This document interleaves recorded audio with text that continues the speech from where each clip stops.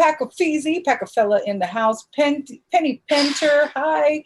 Neen Costa 21, Pacafeezy, what's up, everybody?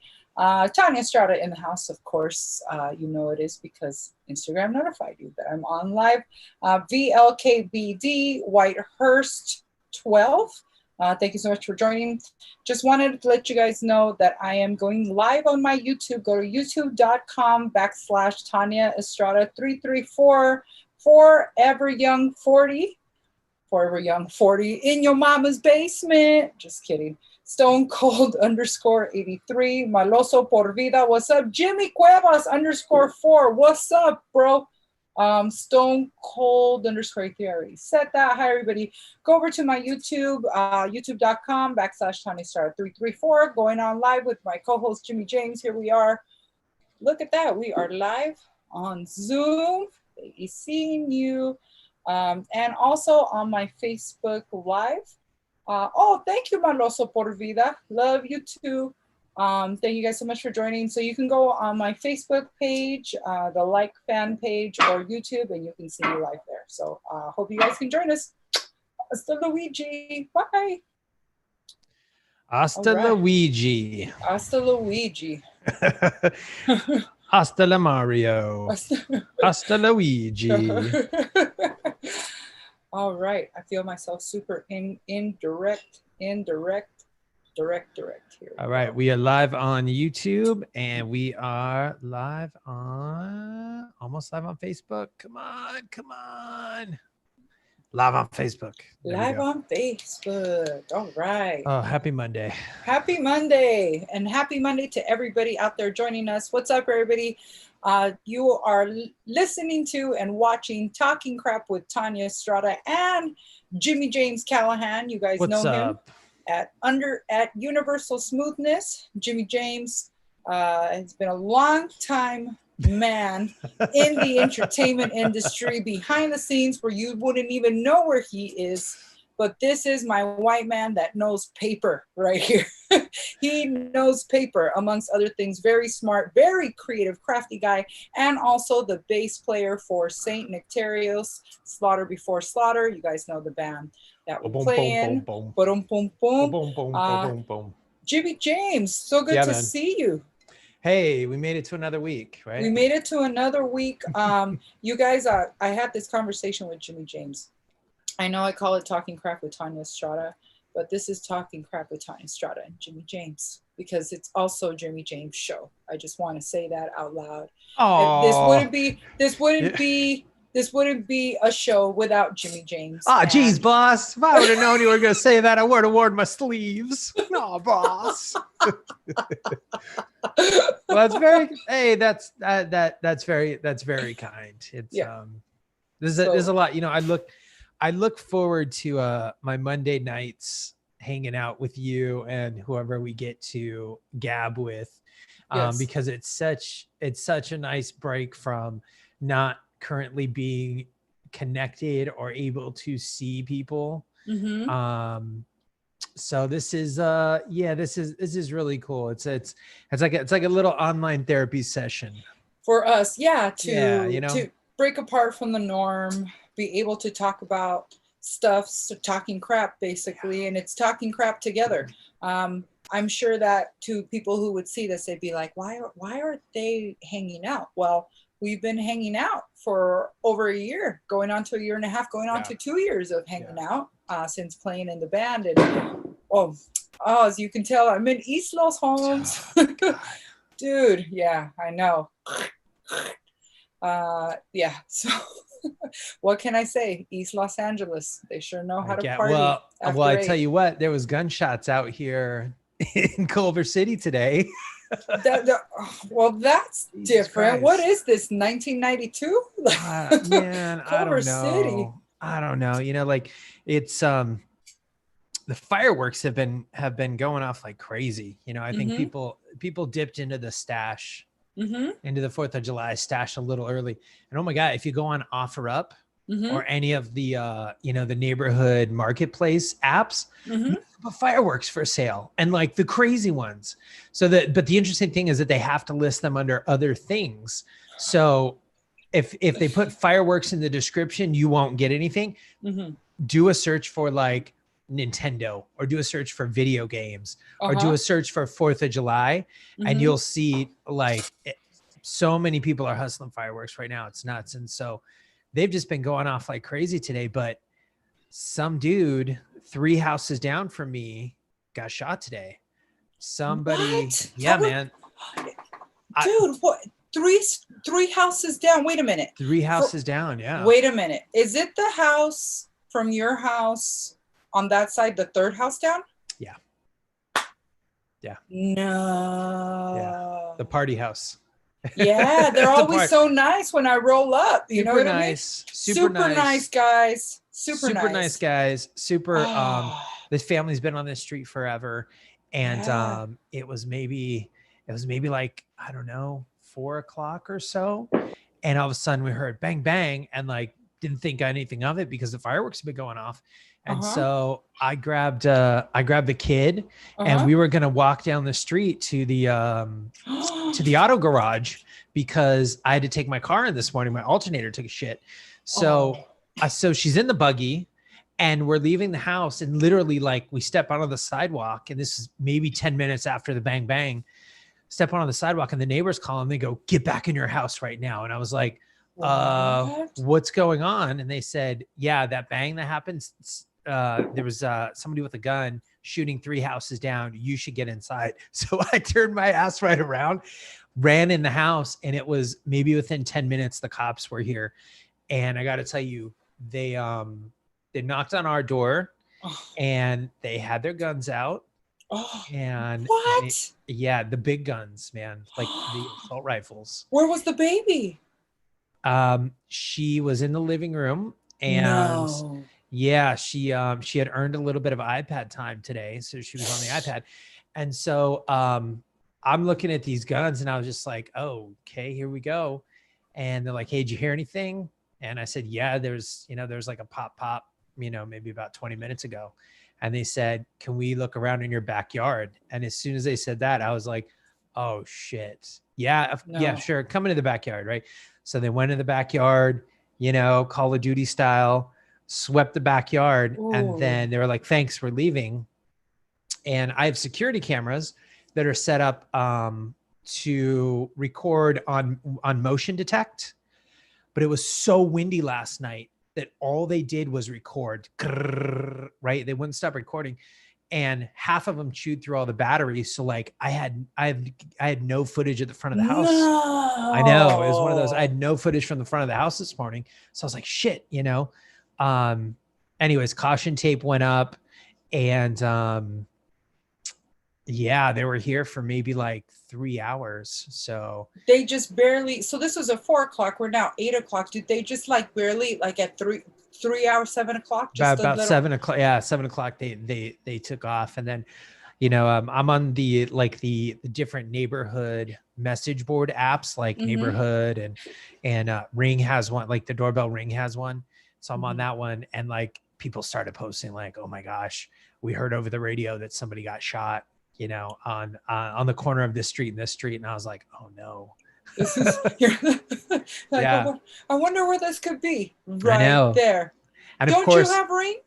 Do you have Ring? I don't know. I don't have Ring, but I have Blink cameras, which are like, they're the Amazon owned security cameras. They run off two AA batteries, and they chew through batteries like nobody's business. And so I'm constantly changing the batteries. And literally this morning I was like, oh man, if I could just find an extra 20 minutes, I'd change, I'd refresh the batteries, because I just put the rechargeable ones in. But I didn't have 20 minutes, and I was like, okay, I guess I'll do it tomorrow. And then dang, right again, right? You know what? It's here. What's going on is that they've obviously gotten over to Mexico, and they got the illegal fireworks, and they're just like going to town, and it's so annoying. Like I literally want to go out there and get violent. Like, what are you guys doing? Like, we're all already in this Armageddon type of mode. and, you know, apocalypse mode, and you're over here just shooting stuff like in the neighborhood that's usually quiet, and it just goes on for hours. And I, you know, to me, it's not funny. I feel like those dogs that are like every time it just goes off. Like now I totally feel the dog's pain, you know, when they go crazy during 4th of July. Yeah, like you're already on edge. It'd be different if it was 4th of July weekend and you could, like, you know, start giving people the free pass, or even the week of 4th of July. But like, man, last night, like the fireworks are going to like 3 a.m, man. And it's nuts. Dude, it's crazy. And, you know, let's go back, because I didn't really get please. Yeah. Let's go. Let's rewind this. So Monday, 4:00. Yeah. I want to know what the baby, can I call her the baby? Yeah, we say the baby. Yeah. Okay. The baby. What was the look on her face? She thinks she's going outside. She knows she's used to going outside. What was the look on her face when she heard what she heard? She went back in. Did she ask for clarification? Did she know? Did you have to explain it to her? Because this is her first big event. Yeah, this is kind of the first big one. We did talk about it tonight before she went to bed, because she asked why we didn't finish going on the stroller walk. And I said, hey, well, you know, there was she's going to be 4 in 2 weeks, right? So you have to, you know, you got to choose your language carefully. And the whole point is to, like, not scare, but inform. Mm-hmm. So I said, you know what? A couple of people got into a fight down the street. Somebody got hurt. And so, you know, I wanted to make sure that we didn't get accidentally hurt. So we stayed home. And she was like, oh. And so she has a two more houses down from this house. So like 5 houses from us, there's a little girl who's 7, who's been coming over and like playing in the sprinklers and jumping on the water slide. And you know, they've been developing a relationship. And she said, is my friend okay? And I said, yeah, your friend is okay. I was texting with her mom. They were at the beach. So they're going to be home in a couple minutes. And so they're okay. And she said, okay, good. Cause I don't want anything bad to happen to my friend. So that's kind of the extent I'm comfortable with, you know, in explaining to her like what's going on. She doesn't know what a gun is yet. And she's probably not going to know probably for like a good couple more years, because when she's around little boys, like when she's around her cousin, who's a couple months older than her, and he's a boy, like he likes to play guns, and he does this a lot. And it's so interesting to see, you know, it's so interesting to see a 4-year-old who, you know, likes to play guns and, I'm going to shoot this, I'm going to shoot that. And the language is like comes so easily. And look, I get it. Like, he's a boy. That's what he plays. You know, I think he's got his hands on like some video games. I don't think he's got like Grand Theft Auto or like Call of Duty or anything like that. But I'm going to try to keep her away from violent play like that for as long as I can.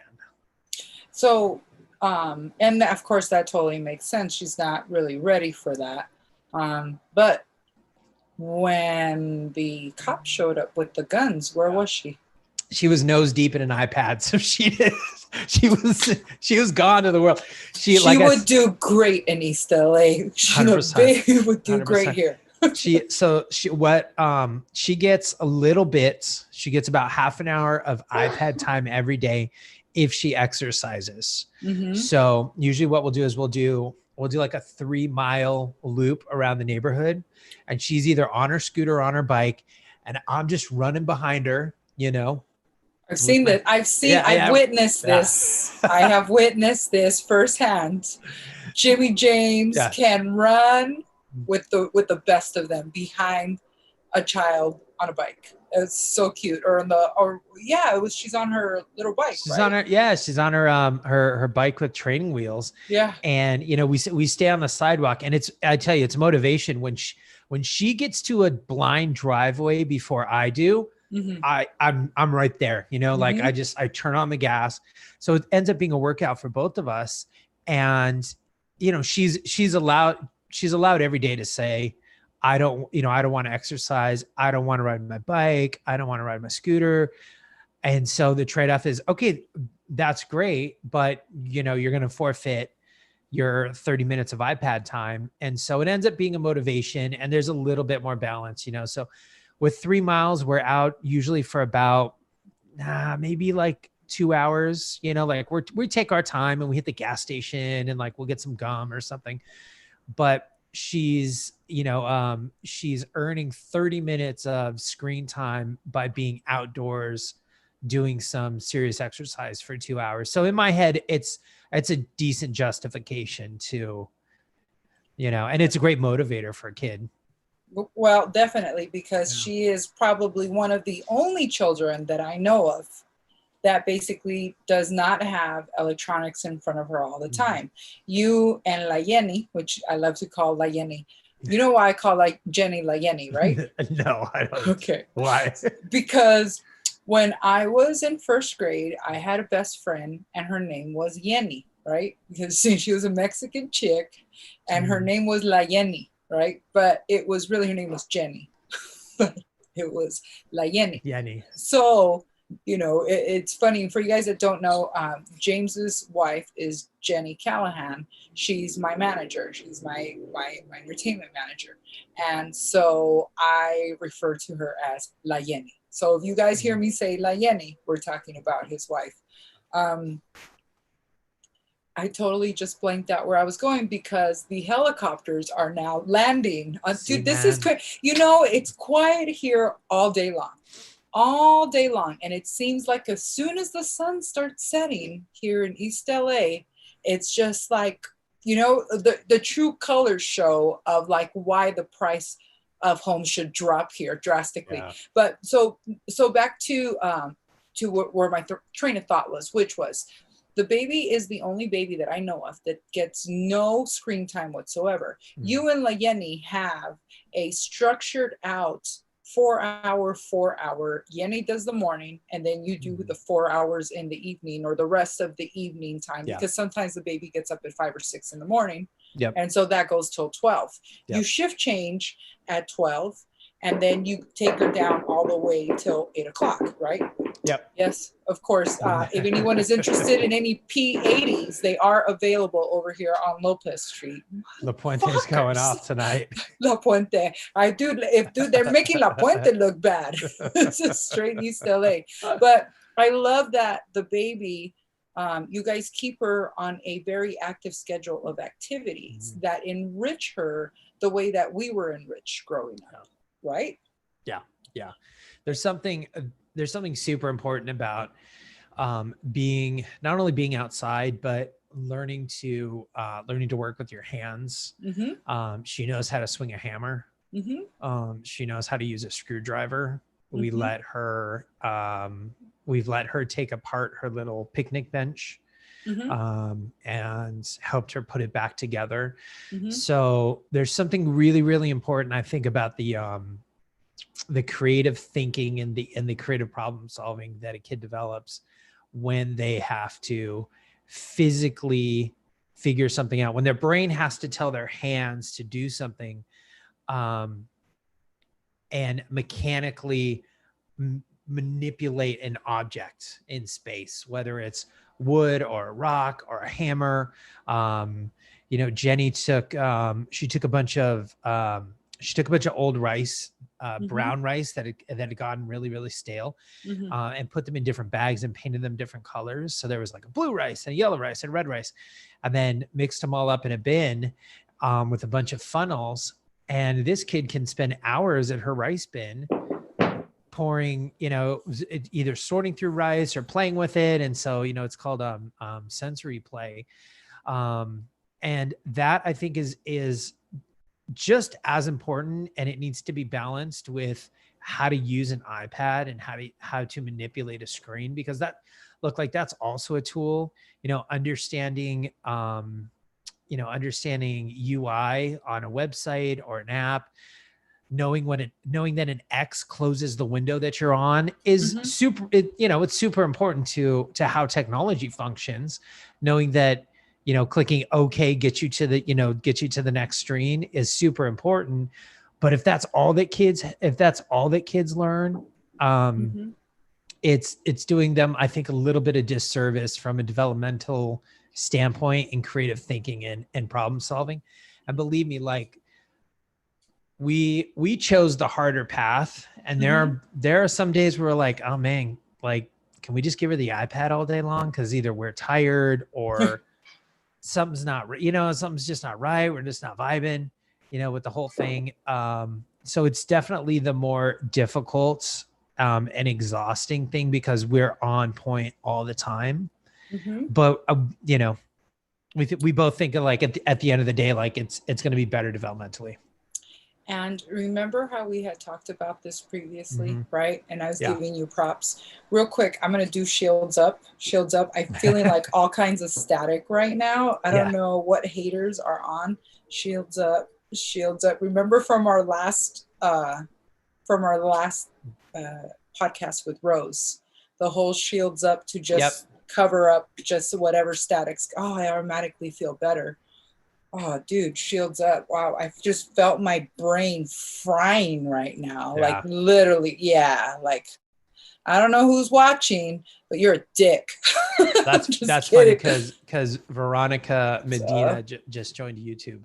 Oh, Veronica Medina. Veronica. I love you, Veronica. I grew up with Veronica. Veronica Medina. Nice. Hey, Veronica. She's a beautiful green-eyed sister of a bunch of beautiful sisters that I grew up with in La Puente. What's up, Vero? How you doing, girl? So I found the title. So you know how I host the film festivals with Mark Moss in Santa Monica? Right? Yeah. So there was this great documentary that won, and it was about children that are on iPads and phones all the time, where the parents just don't want to do anything. They're tired and they just give it to them. And what they've shown is that when you keep a child on an iPad from the beginning of time, because they see what you're doing, you're on a phone, so they want to do the same thing. And oh my God, I swear to God right now. Sorry guys for all the, shooting, all the platoon going on in East LA. But when you keep a child on an iPad, and when they get to about 2 years old, their cognitive is right here, right? And their cognitive is supposed to keep growing. What you're doing with the baby is you've kept her cognitive growing, where her social skills will be great. She's not going to have any kind of anxiety when she's around people. She'll know how to problem solve. When you have a child on an iPad at about the age of 2 years old, the cognitive just prunes right here and it stops growing forever. Wow. And so what you end up with is a child that is socially anxious, almost like a little bit of a Down syndrome kind of thing. And if you take away their electronics, they freak out. I ended up hitting up Mark Moss and I asked him for the name of the documentary. It's called Child Disrupted. So if you can find Child Disrupted, hopefully they've released it now on YouTube now that they've won their awards. But it's Child Disrupted. It is so good. And it talks about how we're going to be losing our youth to basically be crazy little social anxiety, not being able to be normal people like we are. If it also makes sense, how sometimes you can't talk to certain people, like you can't talk to certain millennials, because they've too been pruned at that age from long, long ago, because iPads have been around now forever, for a long time. Yeah. And the studies have shown that that's what actually happens. It looks like this documentary is on Vimeo. It's about 25 minutes long. There it is. That's it. That's easy. 25 minutes. Child Disrupted on Vimeo. Put it on in the background. Awesome. Okay. I'm putting that on my to-do list for tomorrow. Oh, you're going to love it, you guys. And if anyone watches it, please let us know what you think about it. But, get the word out, stop making little, I don't even know what to call it, because I'm going to end up saying something that's going to offend somebody, and then I'm going to have to retract it. So I'm just going to say, watch your kids. Watch your kids. So tell me, Jimmy James, how do you feel after the clearing last week with Rose? After the clearing with Rose? Yes. Yeah, I was thinking about I was actually thinking about that today. It was helpful, and I'm the first one to say I don't need help. I'm the first one to say, nah, I got this. Don't worry about it. I have a really hard time asking for help. So it did help.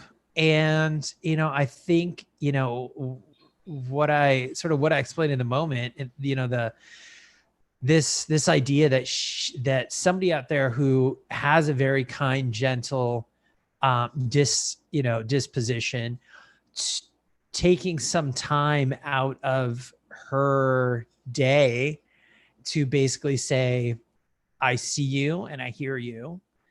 And here are some words to describe some feelings that you may have had.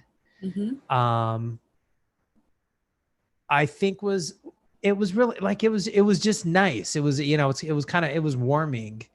And I think that carried through the weekend. Whenever somebody says like, hey, I hear you, genuinely says, I hear you and I see you. And here's a thought or two maybe about something that you went through, or here's a thought or two about, some emotions that you may have experienced. You feel good about it, So, it was good. It carried through, the rest of my week was great. The weekend was good, considering everything that's going on right now. And, all of the existential pressures that are like just fucking building up for me and you and for everybody else out there. So it was good. I meant to email her today, and the day just like ended up slipping away from me, mostly because of what happened down the street. But I'm going to email her tomorrow and just say, hey, thank you so much. And yeah, just drop a note. So yeah, she loves notes. That's one of her favorite things that she does. So, nothing is nicer to take the time back and do that. And I'm glad that you will, because she uses that information and it helps her know how it affects you and how you feel after a session like that, especially, one that she just does on the fly, no intake. And thank you for opening your subconscious to her. It's it's a thing. I did a clearing on Thursday with her privately.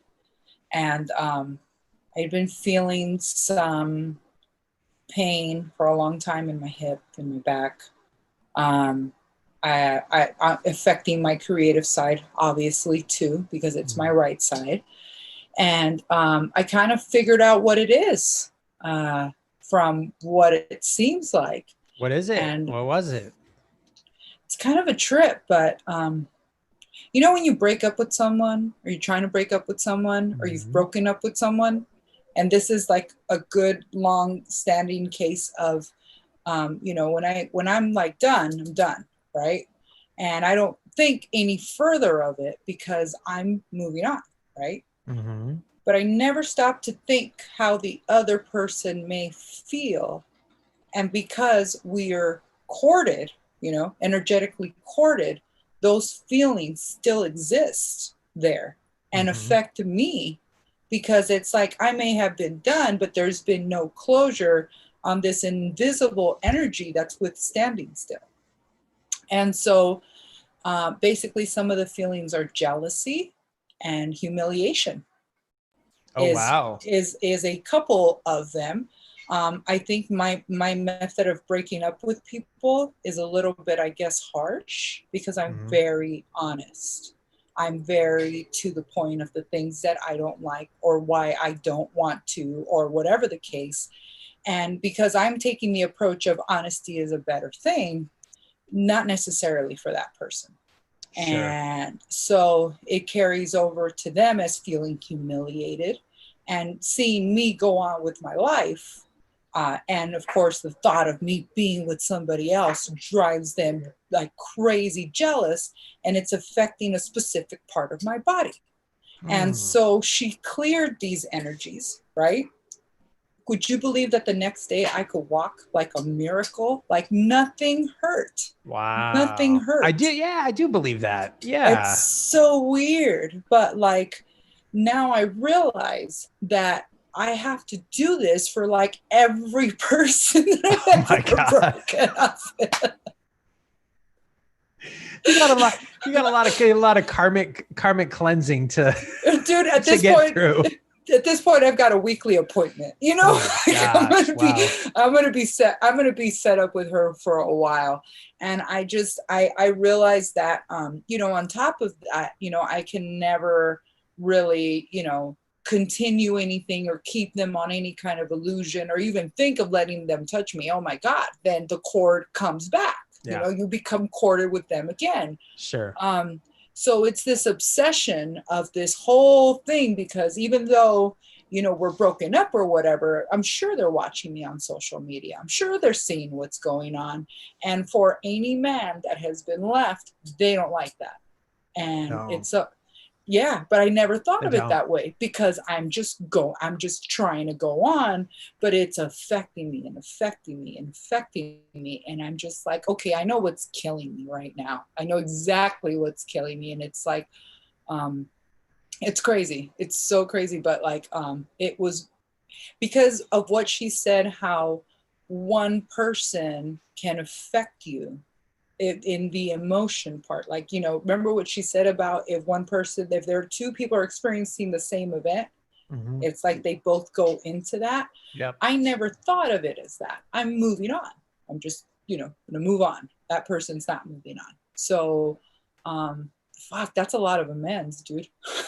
That is. I don't know how far back I have to go, but I know where I gotta start. I know exactly where I gotta start. Okay, that was gonna be my question, is like where on that big board game of dumped dudes do you start? Fuck, I'm gonna have to do like a Wheel of Fortune, Russian roulette, you know what I mean? And see whose week is it gonna be, you know? I know who I could start with that. Yeah. Trevor. I know who. No, not Trevor. That's so funny you said Trevor. Uh-oh. Was Trevor a real dude? Oh, dude, Trevor was a real dude, but not one that I had any sexual relations with or anything like that. He was actually my on retainer lawyer. Wow. He was my neighbor. See, and now I'm gonna do that where this is like that Debbie Downer moment. Yeah. Yeah, let's just skip. You want to know what happened to Trevor? I don't know. Do we want to know it? Is Trevor no longer around? Trevor's no longer around. Oh man. I don't know. How about we pour one out for Trevor? Yeah, let's pour one out. Trevor, if you're listening, I know you are. Just know that I love you. You were the best, most nicest neighbor ever. And know that, you know, there's new neighbors in the house now, really nice neighbors. And know that they fixed up the yard all cute in the front, and they were throwing out all the old stuff. And I got your mailbox that I used to put your letters in, you know, when the letters would end up in my mailbox. And I'm going to plant something in your honor here in my garden in the mailbox. So I'm going to make like a little, you know, out of the mailbox. That's awesome. You're going to turn you're going to turn the memory and the physical object of the mailbox into some new life. Into some new life. Yeah, that's great. But Trevor Trevor was just so freaking awesome, and I love you, Trevor. But yeah, me and Trevor never, we never did that. We never did the hokey pokey. He was just a good neighbor. But we don't want to talk about what happened. Okay. It's just going to we'll have to call Rose in right now and clear everybody that's listening to this. So let's put the semi back onto the road. Yeah. So okay, so when you would go to dump a guy, let me ask you this, right? Oh.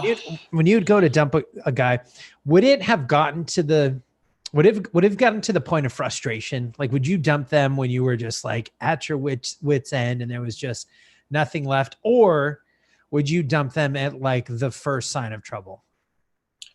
Long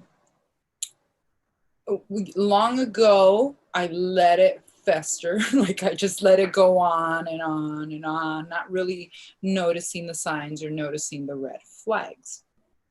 Now, I think especially because I'm sober, I can feel so much more. Like I think when I was drinking and smoking weed, it was really to dumb down all of this energy that I was feeling. I think I figured it out, but I think I'm an empath. I'm pretty sure I'm an empath. I absorb a lot of energies. I feel a lot of what people are feeling. I think as a comic, especially, because there's the science of reading a room when you go in there before you go on. I think that's a real clear tuning in point of what's going on with this person or that person to be able to engage. But I never knew it could go even further by stopping drinking and smoking because I'm right there. Now it's more like I can't handle the insecurity. It's like if someone is insecure or wants to act like I'm theirs or like wants to have like some kind of a claim on me. Yeah. And ownership. my ownership and my heart's not there at that point. It's like, this doesn't feel good. This doesn't feel good at all, especially the insecurity, because the insecurity draws on that jealousy. And so now it's like, you're no longer checking my Instagram story to see what kind of a day I'm having. Now you're checking my Instagram story to see who I'm hanging out with or where I'm at and this and that. And now I realize that this is an energy that actually carries off and I feel this. And then when, I'm placed into a corner of it, so do you love me? Or like, dude, no, like, no, I don't. Sorry, no, And I think, because I guess as I'm saying it now, I sound like a dick, right? But it's because I'm a man trapped in a woman's body.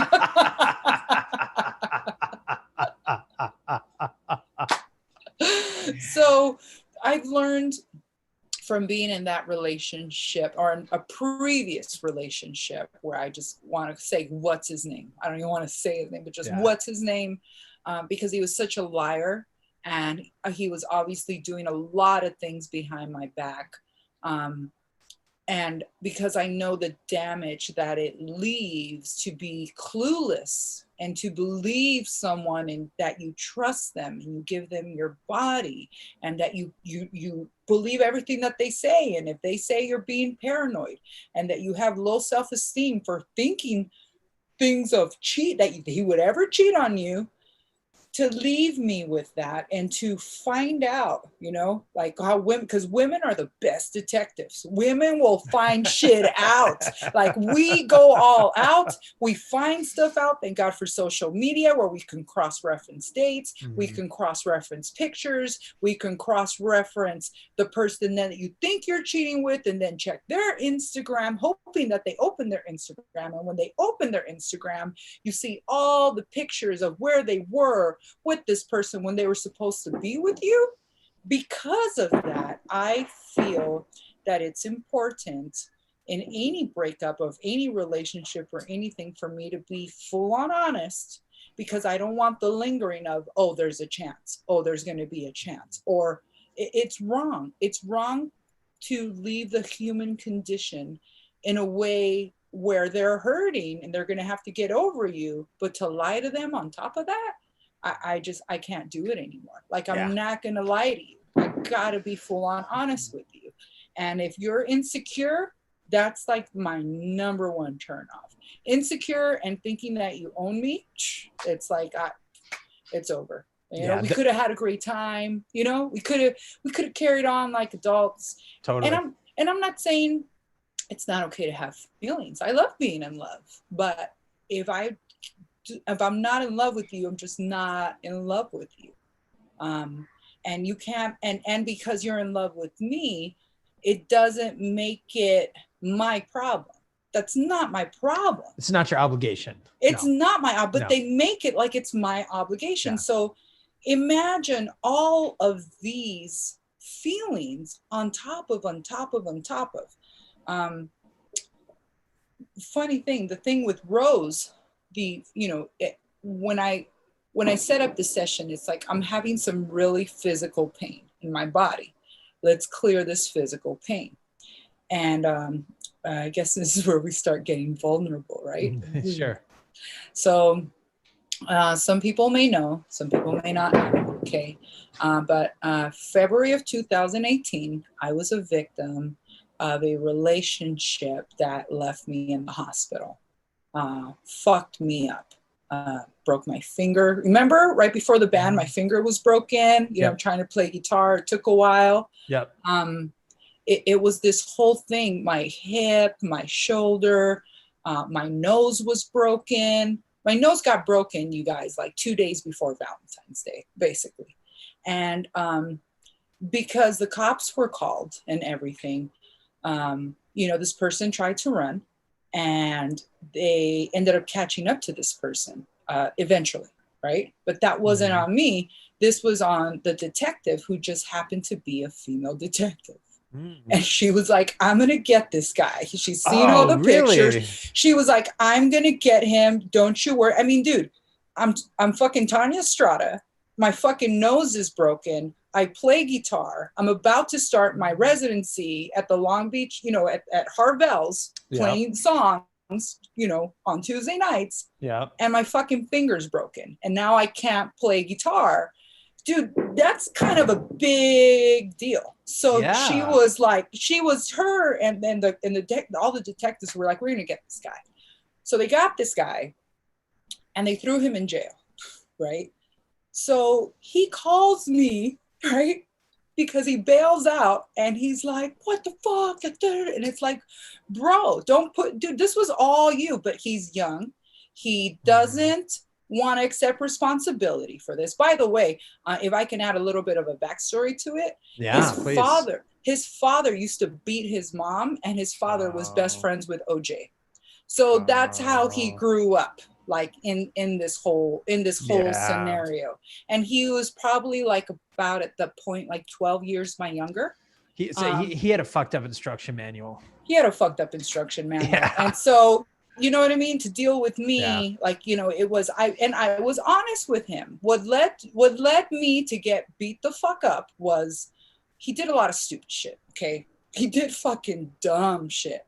Like, you know how I work at La Cita. So we would be at La Cita, and at La Cita, we have employee benefits. We can have our drinks kind of thing.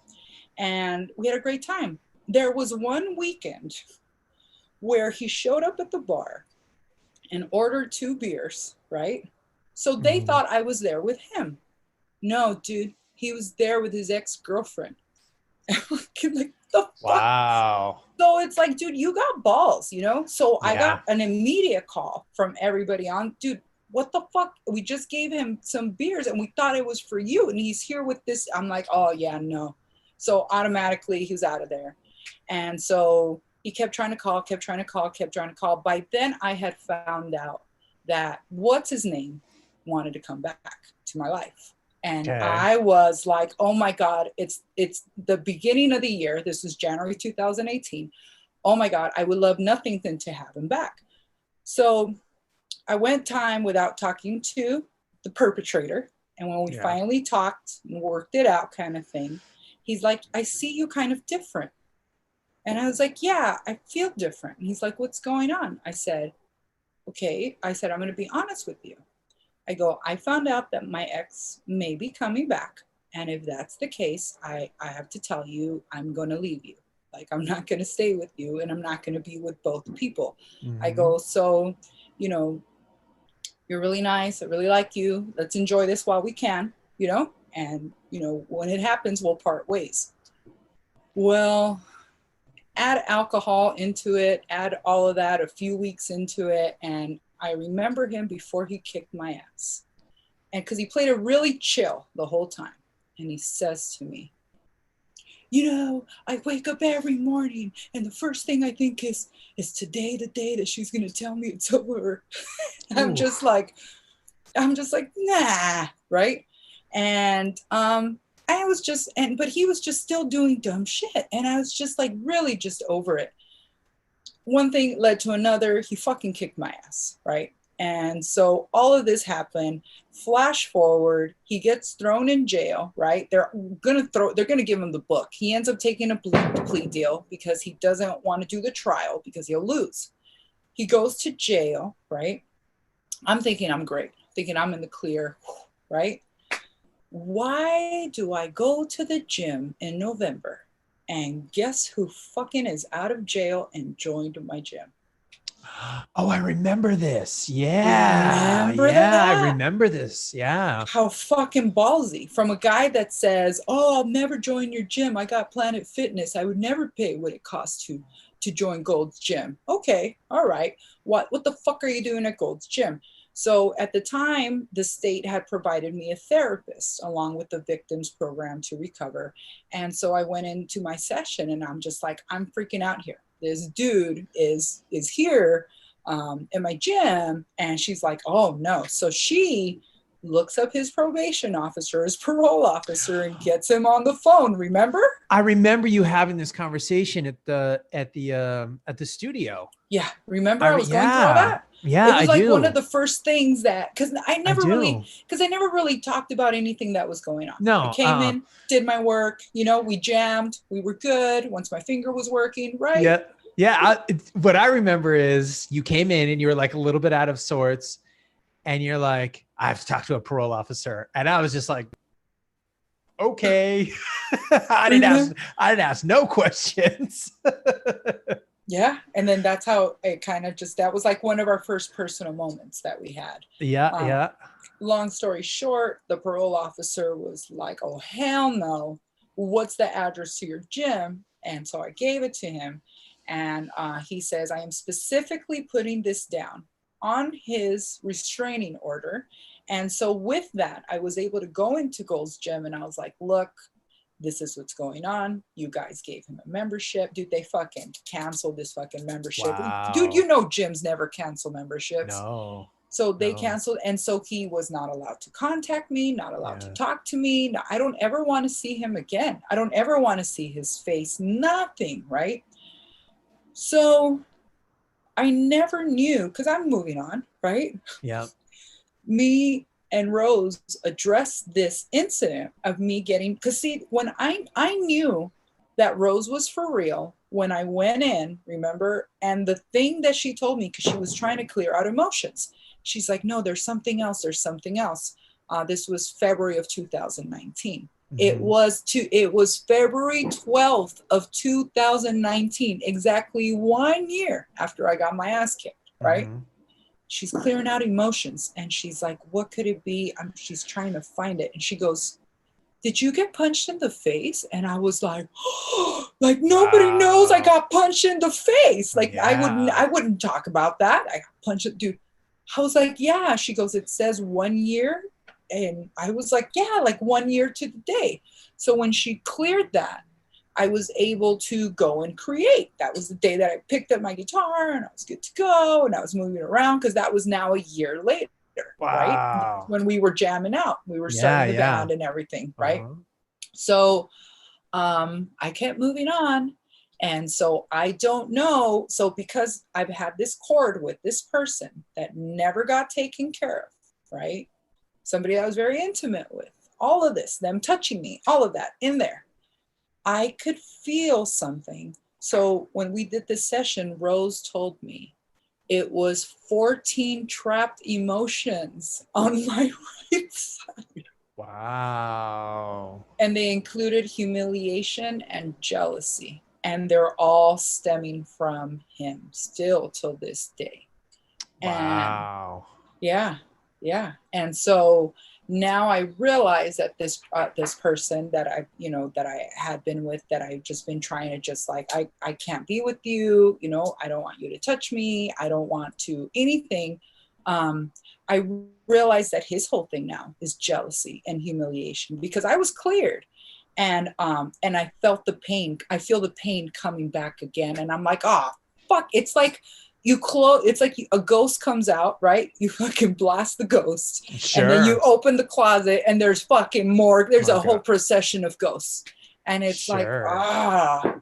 dude, like, and to think that I was thinking, I'm gonna need hip replacement surgery. Oh Nah, man. dude. So humiliation and jealousy affects the hip portion and the lower back and the upper neck and this part here. So it's a very crazy finding. Wow. So, but you feel better now.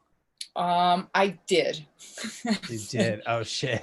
did. I did. And then now I'm just realizing, like, I'm realizing what's affecting me. And I'm like, dude, you're fucking killing me. Literally. You're just, it's just like, ah. So I'm going to have like a serious talk or a serious block. Like, Yeah. just like, I can't do this. Like, you're going to have to just like leave me alone. And it's a real thing, but that's my empath, and I need protection. I need a lot of protection right now to protect my energy. And that's, I mean, and this is going on to more stuff, right now I need protection from people that only call me because they want to use me for something. Yeah. I don't have people, nor except for, shout out to Jennifer Finch and TC Conroy, amongst a few other people too. Evie, Evie Vago Lago, the ones that actually hit me up because they care, or like Paula, they call because like, hey, like they call because they care, or they're gonna, how's your day? And they really mean it, not fucking, hey, how are you doing? Da-da-da-da. By the way, it's like, oh, okay, I hear it now. By the way. But like when I need you, like you're not around, you don't have time. But it's just like, so I need like ultimate protection from that. And I think being sober, and also just tuning in, I can really feel all of these things. And it's a blessing. It's a blessing in disguise. It makes me not ever want to pick up another drink or another smoke a toke ever again. And it's so trippy. How close have you been though to having a drink? Or no, it hasn't, like you haven't picked up a beer and gone, and that's awesome. You know what's great about that is that you've overcome that autopilot part of your life. Because when you're smoking a lot, you just do it, it just ends up being part of your day. You don't think about it. It's automatic. Same thing with having a beer. It's like, it's so automatic. It's just like, oh, it's in the fridge. I open the fridge and what do? I grab a beer. You don't think about the process. It's almost like driving a car. You do so many fucking things when you're driving a car that you're not aware of. That's great that you haven't gotten close to doing it again. Yeah, it's a definitely, I was definitely on autopilot for a lot of years. And I realized that's why I dealt with a lot of stuff. And I realized that that's why I don't want to be on autopilot anymore. I want to make sound choices from the present, from where I'm at. And how someone feels about me is not my obligation. It's out of my control area. And yeah, it's a fucking trip. And I just feel that if I drink or I smoke, I open myself up to missing out on the opportunity of being present. And it's very important for me to be present now and not be tired. Yeah. That's a good one. It is I think being present is the number one flat tire that somebody can experience. in life. Mm-hmm.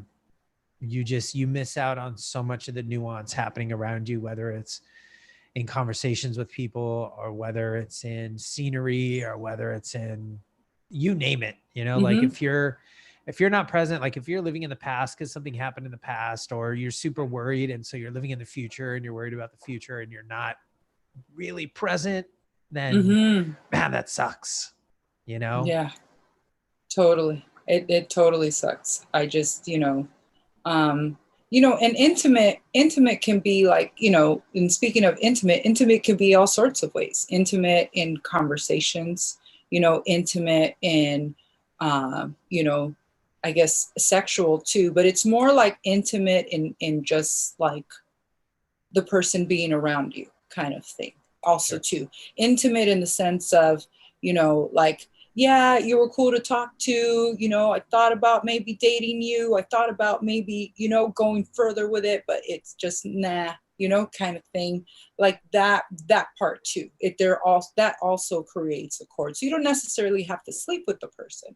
You can, talk to each other or whatever the case, maybe romance the idea, but it's still an intimate relationship. Like for instance, like my father, the cord I had with my father that she cut. Never slept with my dad, but my dad was in my life. We Sure. shared a lot of intimate moments being my father. And who would have known that there was something underneath all that she needed to clear that wasn't healthy per se. But wow, so much for the scientific part. Let's talk about the fun stuff. This was not where we were going with this Not podcast. Yeah. This is not what we were texting. Yeah. Well, I hope the cord that connects us comes out of our tummies. Yeah, right? Like the good cord. Like a little rainbow. Jimmy James, I love that you and Layeni are one of the most healthiest parts of my life that I've had in a long time. You guys are real people. Mm-hmm. You guys are always down to help. You guys are always so lovely in interactions. And I want to thank you for that, like for giving me the intimacy of your home, allowing me in your home, in your life. And I learned so much from you, and your smarts, you make me want to be present.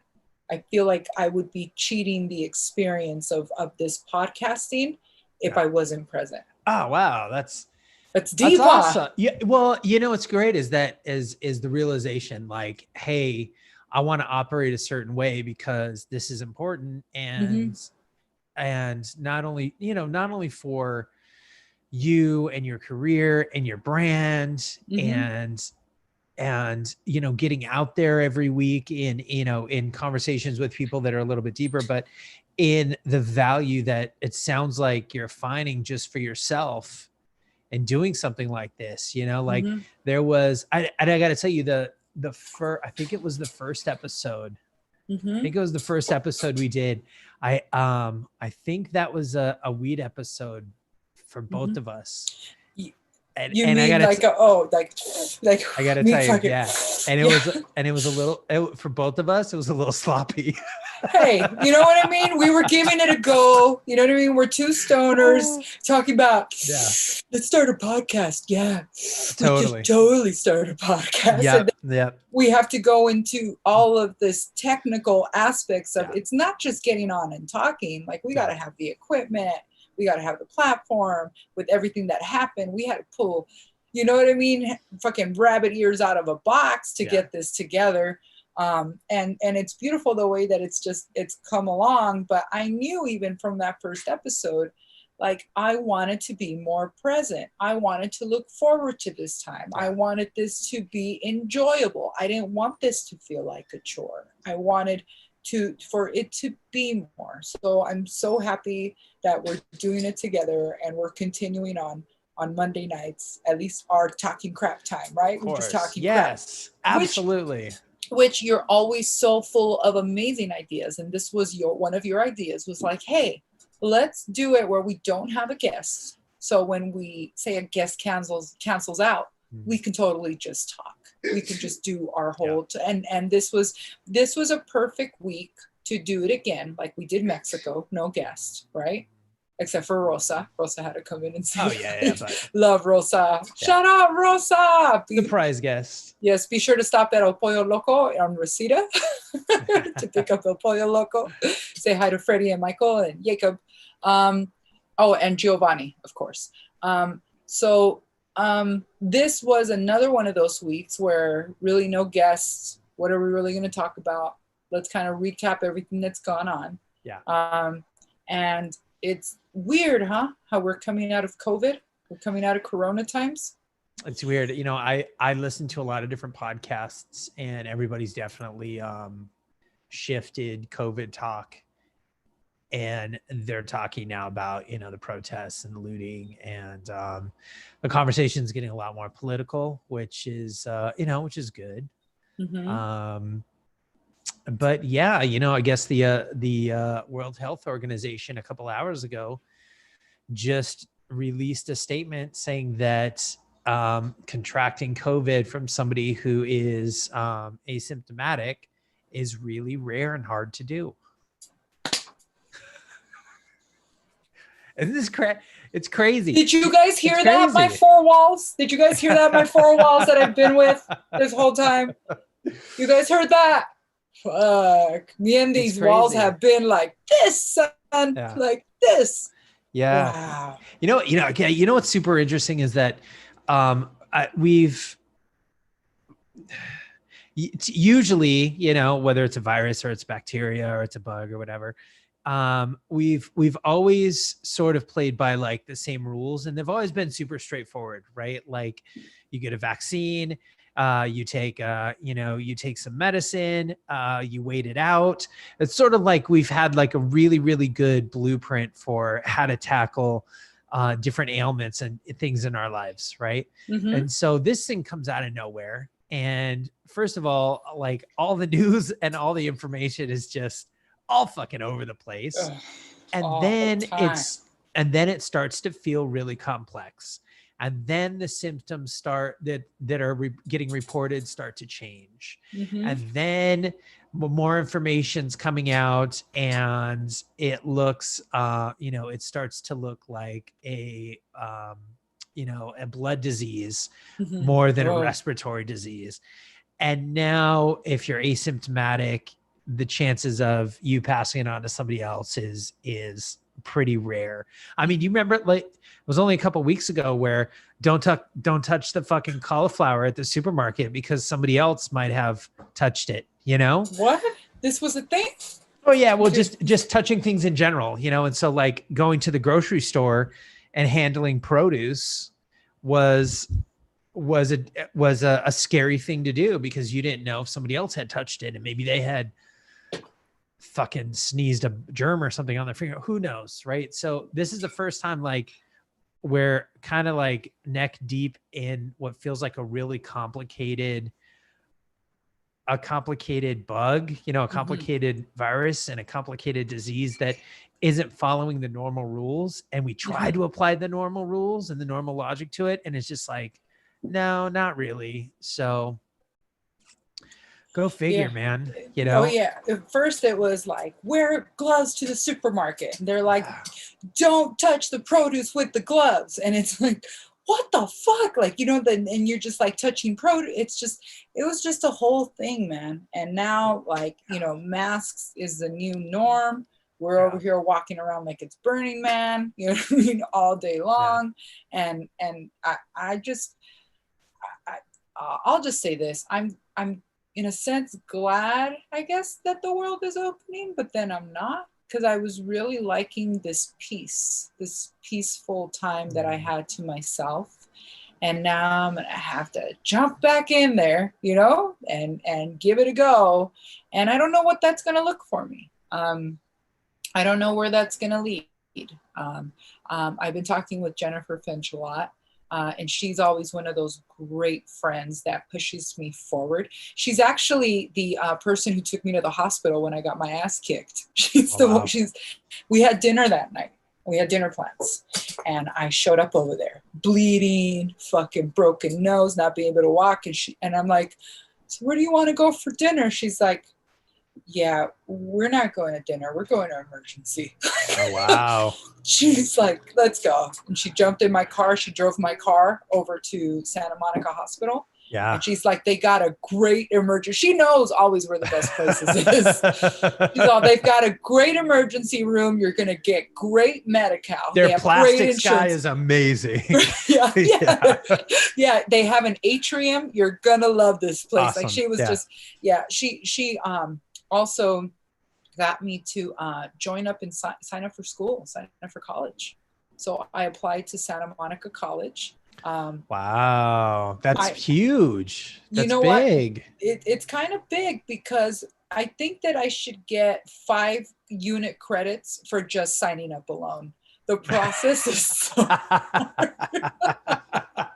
your starter credits, like your starter Pokemon, your starter credits. I should get my starter units. Yeah, exactly. I should get starter units just for filling it out and everything. And it's just a whole process, man. Like now college is an online thing, but if you look at the website and the way it's set up, it's like, dude, it basically looks like MS-DOS to me. The way that they have like where you click and where it's at, like you don't know what opens up. And then you have like 3 different IDs for 3 different things that you have. Plus you have to log in and only talk to your teachers from an SMC email only, not your Gmail, but like, and it's like just such a thing, dude. Like, oh, like having to go through it. I'm so tired. Like I'll go through an hour or 2 hours of navigating through it. But I think that might be my thing, man. Like I think I might want to get my degree in communications. Like I've been looking at all the things that they offer. I was originally going in there for like how to use Adobe Premiere, like how to edit, right? Like how to learn that. But then you have to do a prerequisite of a prerequisite to that prerequisite before you can even get in there. And so, but she's helping me out through that process right now. And I'm very, very thankful to her. I'm also very thankful to her for TC Conroy. That's where I was this weekend. I went up to the desert. I got away to the desert. But before we go on to the desert, I want to talk about your amazing project that you finished that was top secret, because we have a love of ta-da-ta-da! What is it, Jimmy James? Korean barbecue. Yeah. You know, before we move on, congratulations on enrolling for college. Like, yeah, not like, I don't know. I don't feel like we should brush over that so quickly. Let me ask you one question. Sure. At this point in your life, what do you feel a college degree will bring to you? What's the value of doing it now in your life? The value of doing it now is to have a college degree is still something that's considered valuable and valid in saying, I learned this and this and this and this and this and this stuff, right? Like that's basically what a college degree says. And no matter how many YouTube courses you take, no matter how much jailhouse education, no matter what it is that you learn, there's still a way that college can break things down for you to learn and give you, because I'm a girl and girls love titles, right? Like we love to have titles. Okay. And I want to have a title of I finished college, because I've done so many classes. I've done so many certifications, you know, that I have everything from a floral designer certification. Like that was my first certificate, is I'm a certified floral designer. That's awesome. I was taught by a Japanese woman. Awesome. I'm also an environmental technologist 1, which means that I can control all the hazardous materials at any given company, if that's where I want to go. I'm certified in that. I'm also an accountant, right? And I'm actually specifically a forensics accountant. So when shit goes down at the office and someone gets busted for embezzling, here I come and figure out where they put all the money, what they did, where it went, and kind of present them with all the details of this happened. Or in a credit department situation, I used to work for Hello Kitty corporate. I used to work for Nakajima, which is it's the wholesaler to the individual Sanrio stores all over. And it's, dude, these owners, right? They're, nothing racist. I'm Asian. They're all Asian, but they use their Asian name. And all their Asian names are the same, hyphenated the same, Park, Sun, all together, but they may own like 3 or 4 stores or 8 stores. So when the money comes in, you have to match this money to the correct store. If you don't, and you mess it up, you can end up holding like a $50,000 or $100,000 order for the wrong set of stores and send the merchandise to a completely different store. So it's a lot of forensics in trying to figure all that out, because I'm, as part Asian as I may be, I can't read that stuff. So that was one of the things that I did. And now, and I did a broadcast journalism magnet school when I was in high school, for 4 years. So it's like, I've done all of these things, but I don't have a full-on degree. Oh, I'm sorry, I forgot to blow more smoke up my ass. I'm also, sorry. You're an amateur. I'm such an amateur. You're an amateur paleontologist. Yes, I am. No, not yet. I went to school for my MCSC, Microsoft Systems Engineering. Okay. And I'm able to take any software that comes out, figure it out, and write a manual that gets put up and published. And then after that, I went on to Cisco routers, on how to configure Cisco routers, which is where you get big servers to not only talk to each other, but have computers that connect all together. Yeah. So it's all of these things that I've learned, but I don't have a full-on real college degree to show. On my age that I am, we don't have to say it, but 24. Yes. Oh, that's right. I'm 24. Yeah. But in 10 years, I'm going to be 34. Yep. And if in 10 years go by, I might as well have 10 years of, hey, I was around, I was alive, and I was doing all this during this time. And so I can have something to show for it. Hopefully a master's, maybe even a doctorate. And we'll see how far it goes. But I think that would be pretty cool.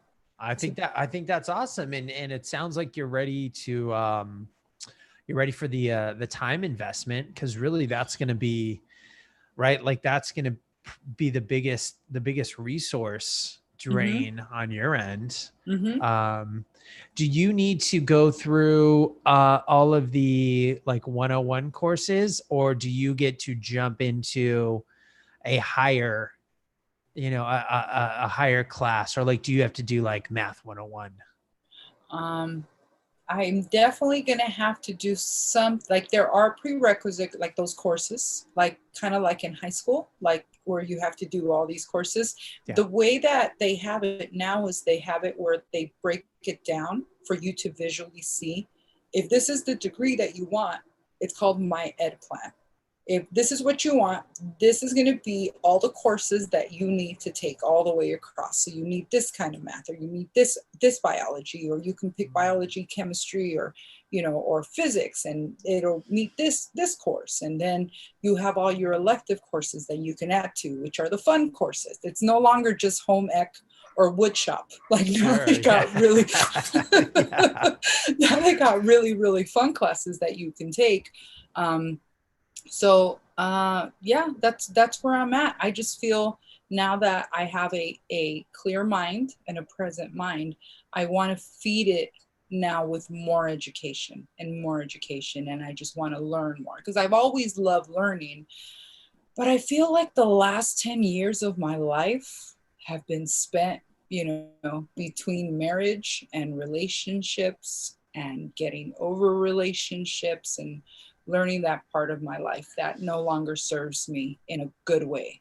Well, you did a lot of living, I think there's a lot to say about, doing a lot of living, whether you're traveling, whether you're trying out different jobs or testing different careers or, figuring out who you're supposed to be and what sort of relationships work for you. Like, it's definitely a different type of learning than a formal book, setting, wrapped up in a college degree. But, yeah, I think that's awesome. Like, I can never go back to school. It's just not for me. It would drive me fucking bananas. But I think that's fantastic. I can't wait to see where you take it. And I'm always here. If something comes up and they're like, hey, so I'm taking this the CSI class, and I need to know how to hide a body. Okay, right? That I can help you with. Well, perfect. Yeah. I'm not gonna have to go into the lab. I can just come over here. Just come right over here. Yep. Yeah. 100%. Yeah, I think the clear mind, the not letting people call me to use me anymore for stuff is going to cut out a lot of the bullshit time that has, that I've basically been giving out for free. And I'm going to use it for something productive, which at the end of the day is going to be me focusing in on my studies and taking it seriously. Do you think you would have gotten to this point in your life had you not been locked up for 3 months in home? Only because in the comedy world, in the comedy world, you're constantly hustling and you're constantly trying to get on stage, right? And so you get a call from somebody and they say, hey, I can give you 10 minutes. Will you come down here? Maybe there's money, maybe there's not money, but at least now you have the opportunity to get in front of an audience and do something. In the comedy community, those types of calls are the I need to use you calls, right? Because somebody needs to stack their lineup.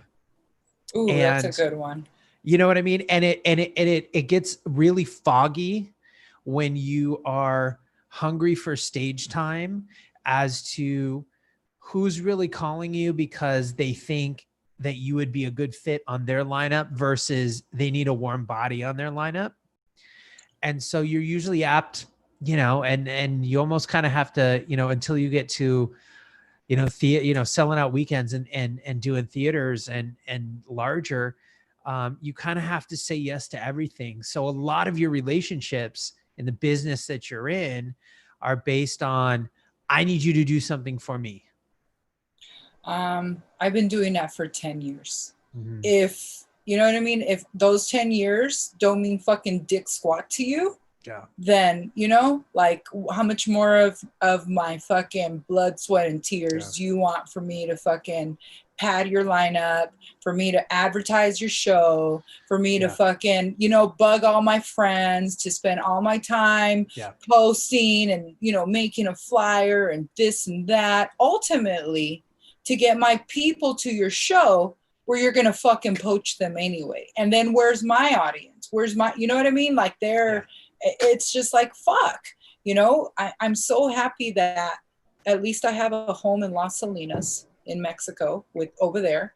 And when we get back to putting shows together, I have a home to go do comedy. Not only do I have a home, I have a place where I can bring comics paid, give them a great fucking time, and am I padding my lineup? Do I really need you for my lineup? Fuck no. Yeah. No, I don't. You need me. Like, you need me to fucking go on a fucking great vacation, great time. And I've never put it like that. Like, you need me. You know what? Nobody needs me. But I also, I don't want to feel like I need you. Like, and I don't want to feel like I'm going to be used on a ruse of, hey, I'm going to give you 10 minutes, but there are people that I love that call me and say, hey, will you come to my show? Because they support me, like my comedy wife, like Monique. For Monique to be like, hey, I want to put you up on my lineup. Dude, not only does she put money in my pocket, but she lets me sell my merch. She lets me set up a table. She lets me, do my thing with the people afterward. I've worked for comics that have put $10 in my pocket on a Friday night after I brought like 12 or 15 people, you know what I mean, to the room. And then I'm not allowed to sell my merchandise because, oh, well, you're not the closer and it's my show. And no, because they don't have merchandise to put up and sell. And that fucking hurts. Like you're here, I'm supporting you. You're fucking on my ass to fucking promo your show, fucking post. You know how much time it takes to set up a post with all the right wording, with all the right this, with all the right that, getting everybody in there and trying to post. Dude, you can spend all fucking day posting this shit. But when you're on a real show that already has an audience, that welcomes you, that wants you to be there, that supports you in what you're doing and you support each other, that's the community I want to be a part of. I don't need to go out and do that. And dude, I can be fucking funny right here by myself on FaceTime with my best friends. And it gives me the same amount of satisfaction as in walking into a room where I've fucking been freaking out all week long. Oh my God, am I going to have people there? Are people going to be that I post enough that I do? Like, for fucking what? Like, and I don't want to say like, for fucking what? I'm very thankful. I'm very thankful for the time that was given to me on stage by all of those people, because it made me a better comic and it made me learn to a point in my life where it's okay for me to say no. And it's okay for me to keep my time to myself. You know what really resonated with me is watching Jennifer. And if you guys know, I'm talking about Jennifer Finch from L7. She's a songwriter in the band. She sings a lot of the songs. She also has her own band, The Shocker, right? Her own side project. And she's been playing music forever, or not side project. They became her main band, but she was balancing between all these bands, right? To see her go from going on tour everywhere to see her taking a minute because she's made lentil soup out of an Instant Pot because it's the fastest thing. And she has all these papers on her table, printed, filed, because she's taking her school seriously. Like she's into her school, full on 12 units, doing the whole 9 yards. I can't because of this. I have finals. I'm trying to do this. She was taking a photography class. Remember, I was her model for her photography class. So I would come over and do that. And she was taking all this seriously. When I went over there, before I went to Mexico that first time, and she told me, she's like, yeah, at this point, it's like no L7, like no L7. Like it's like, I'm not going, she's not spending her time with the band. She's on her studies. And right now the band can't tour anyway. Everything got canceled. But if it wasn't for the quarantine, she would have to balance both. I'm sure that when they start playing again, I'm sure she's going to go back to playing. But right now she's really enjoying her time being a student and learning. And I'm like, dude, if she can stop and doing L7, something she's been doing for years, dude, what the fuck am I doing? Sure. And that's where it just kind of, for me, makes more sense. I would rather feed my brain than feed someone's lineup. I don't know. I don't know if people are going to be pissed off and be like, fuck you, I don't want you on my lineup, baby. No, like, fucking. I don't think so, because I don't think so. I think it's pretty obvious. It's like any other community that's rooted in a punk rock sort of lifestyle, right? Mm-hmm. Like you got to all take care of each other. You have to help each other out. Mm-hmm. You should say, yeah, let's try to figure that out before you say no. Mm-hmm. So anybody that you like, you haven't said any names, but anybody that you are hinting at, I'm sure everybody else knows.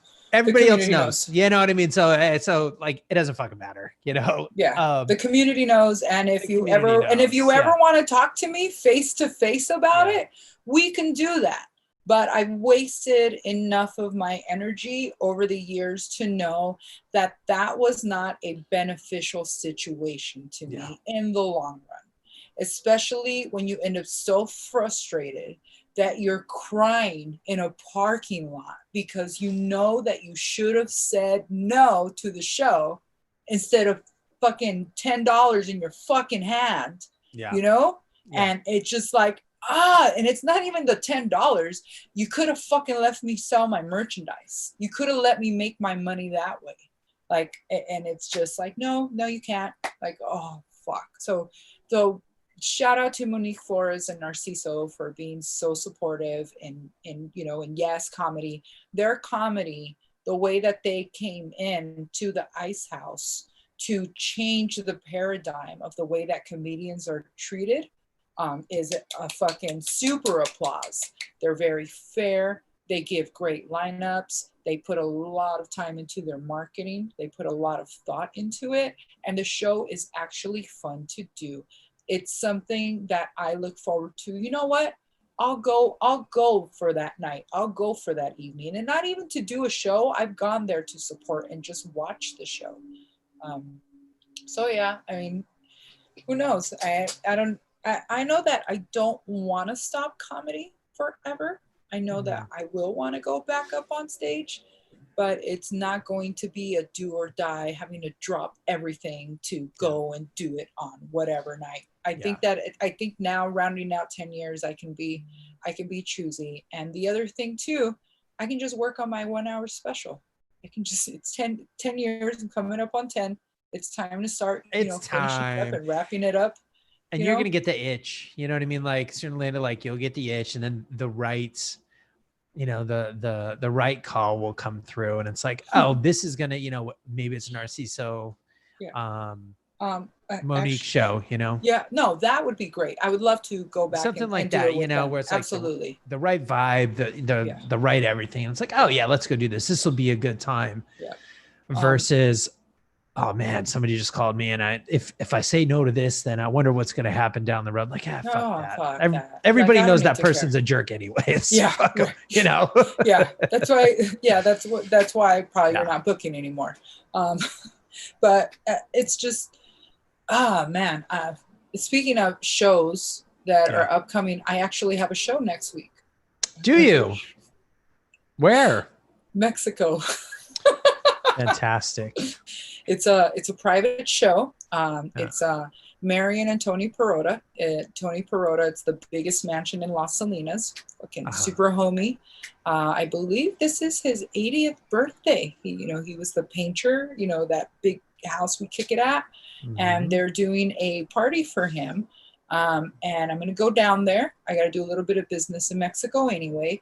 And so I told Marion that I would help her with making drinks to help her guest out, and bartend, because even though I don't drink, I can still bartend. Sure. And just be part of it that way, because, I hate sitting at a party now with nothing to do. Like, I want, can I help? Can I make a pitcher of margaritas?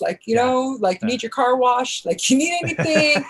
So I'm taking my, my little speaker box, my little, PA and my microphone stand, and I'm doing a set over the ocean. Fantastic. Over the water. Fantastic. And it's gonna be, look, that's the right vibe, that's gonna be fun, that's gonna be good. You're gonna enjoy that so much more than 1 o'clock on a Tuesday night at a fucking Italian restaurant.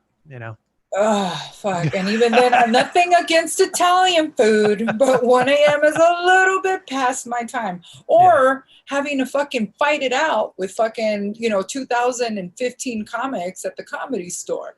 Nothing wrong with that. But, that vibe right there, unless you're Joe Rogan or Tony Hinchcliffe, walking in, I just, fuck, man. Like, that's just hardcore. And, I just, I call me lazy. I don't want to fight like that. I don't want to have to fight for time like that. Yeah. So, that's where I'm at with comedy. Tania Estrada, college student. Oh, don't forget. Don't forget. I'm still down for Spanish comedy though. Remember, I fucking still talk my good shit in Spanish. You'll go out on a school night for Spanish comedy. I would rather go out on a school night for Spanish comedy than I would for English comedy. And here's why. People want to hear you in Spanish. People will bring their parents and their grandparents because they don't get Spanish comedy anymore. Yeah. And so they sit there, they're not rude, they're not on their phones, they're engaged, they want to watch you. And it's so funny to just have it all roll off the tongue in Spanish. It's a lot of fun. So on a school night, yeah, I'm fucking down to go do 10 minutes wherever. So yeah. And I love it. Yeah. So I love it. Do you have your first lineup of classes, or is that still to be decided on? I'm supposed to go on FaceTime in a little while or tomorrow with Jennifer. We have a class there's a class that she wants to take. And I'm not going to say what it is because then fucking everybody's going to fucking go try to sign up with it and try to be like, we don't want you in our class. We'll tell you when we're finished. But yeah, she's helping me along because it'd be cool to have a partner to work with. So I'm going to sign up for some of the classes that she's in so we can have classes together and furthermore work together. And that'll be a lot of fun to go. Don't be passing notes. Dude, it's all about the notes. We'll be passing all kinds of notes. I kind of wish that you could take college tests, right? I wish there was a way where I could go in, pay a little bit of money and just take the test and just see if I'm smart enough to, or have the equivalent knowledge that a class would have provided. I think that would be kind of cool because there's so many different ways now to learn. You know, you've got some like you mentioned Adobe Premiere. I know so many people that kind of know Premiere, but then I know like some cats that are really good and they're all self-taught and they're all, YouTube tutorial taught. And, they would deserve a certification just as much as anybody else because they're so good. So I wish there was a way to do that. I would do that. I think it's called Phoenix University. I think you can. I might do that then. Yeah. There's, I have seen some online things like that, Jimmy James, where you take the class and you can get certified and get the certification, but you have to pay like fucking buku bucks. And even then, I don't know if it's accredited. Like if it's an accredited type of thing. Yeah. But I think the happy medium right now is that you don't have to walk onto a campus anymore to do school. Everything's going to be online, essentially. And that's what I like about it, because when I first started going to college, I went to Mount Sac in Walnut. And if you guys know Mount Sac, fucking Mount Sac is on a sack of nuts, dude, of uphill nuts, fucking up and down. Like you have to park like it would be. You were in parking lot D's nuts. Fucking lot D's nuts. And then you'd have to like fucking take a tram. You know what I mean? If you can catch a tram to your fucking class. It was so horrible, dude. And it was like an uphill battle. It's too much. Trying to get there on time. And, this is when I was a student in La Puente and I didn't have a car. So I'd have to take a fucking bus back and forth down Amar Road, back and forth. It just sucked, dude. And it just like, fuck, like, why can't this be online? And magically fucking all these years later, we have a way to do it. It is. Yeah. What's nice is that you don't have to go and be a part of a scene. I get it when you're like 18, 19, you're like 20, you're like, oh, hey, here's some more adventure. Here's a college scene. Like I went to college in 96. I went to Cal State Northridge, hated it. Hated every fucking second I was there. It was right. There was, a handful of circumstances, but like at the end of the day, I had a full scholarship. Everything was paid for, and I fucking dropped out because I was like, I couldn't do it. My my heart and my soul just weren't into it. And looking back, it was a fucking dumb decision. You know, like maybe if I would have toughed it out, you know, I would have gotten the degree. But where I was, and, you know, the idea of going back, I don't think I could ever stomach it again. So I think it's awesome that you found a way to do it, and do it within you know, a means and a lifestyle that you're more comfortable with. I think for seeing, you know, I'm pretty practically single. I don't have to deal with rigmarole of children, except when I'm in comedy. I don't. I realize that I really, really hate people that are in my face talking nonsense to me. It just drains me. Like if you see what we do in the shadows, all those people that engage me in conversation that I don't want to be part of, you're fucking Colin Robinson all the way, fucking energy vampires. And I've realized like those minutes that are going by do nothing for my quality of life except use me. And so this quarantine time has given me that time to be like, to actually get to feel the things that I like, or like what I want to do. And I want to learn in peace. And I don't want to be called unless you really genuinely care about what I'm doing. Like, and we can have an even exchange. Like Paula. Dude, Paula has given me a love of so much, but especially gardening. Like I had no idea that I would ever be able to let anything or make anything grow. I've never been able to do it in my life. And now in this point of my life, we share in that. But for years, we've shared in so many things, and our relationship just evolves and it evolves and it evolves to so many substantial things that a friendship should be. I think that long gone are the days of bonding with someone over alcohol, or sitting there talking shit and drinking and wasting the time away. It's not conducive to where I want to be in my life. And I feel that and in a sense, I'm transforming. I'm blossoming. I'm growing. I'm turning into an adult. I'm trying to be clear with my decisions. I'm trying to see what's in my control area. That's just here. Whatever other people feel is none of my, responsibility or obligation. And that's okay to say, because people like to be pushy with their agenda. They like to push their agenda on you. And I realized that I don't have to take that. I don't have to do that. And maybe, this is where, as people get older, they're able to say no. They're able to say, no, thank you. And I fucking, there's nothing worse than when I say no, and then someone comes in with another manipulative way to get you to say yes. I'm like, I said no. Like, no. Okay. But they still continue on. No. Like I fucking said no. And that's always been one of my pet peeves, but I never knew how deep that was. But now I'm really comfortable with saying no. What are you going to do? Fucking hate me? Fucking talk shit about me? Fucking, you're already doing that anyway. You're going to do that anyway. So yeah, the answer is no. God, you know what the worst is when those people start to peddle, and they start to peddle, and then they start to tell you what they think you want to hear. Right. So at first it's like a straight up no situation. And then they just like start working the field a little bit. And right off, as soon as their opinion changes like that quickly, and they just start like playing into what they think you want to hear.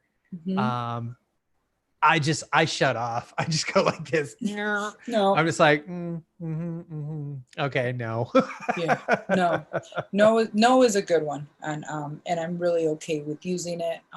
This is my time. This is my life. This is my moment. And I never realized how nice I was and how giving I always was of my time and whatever it was.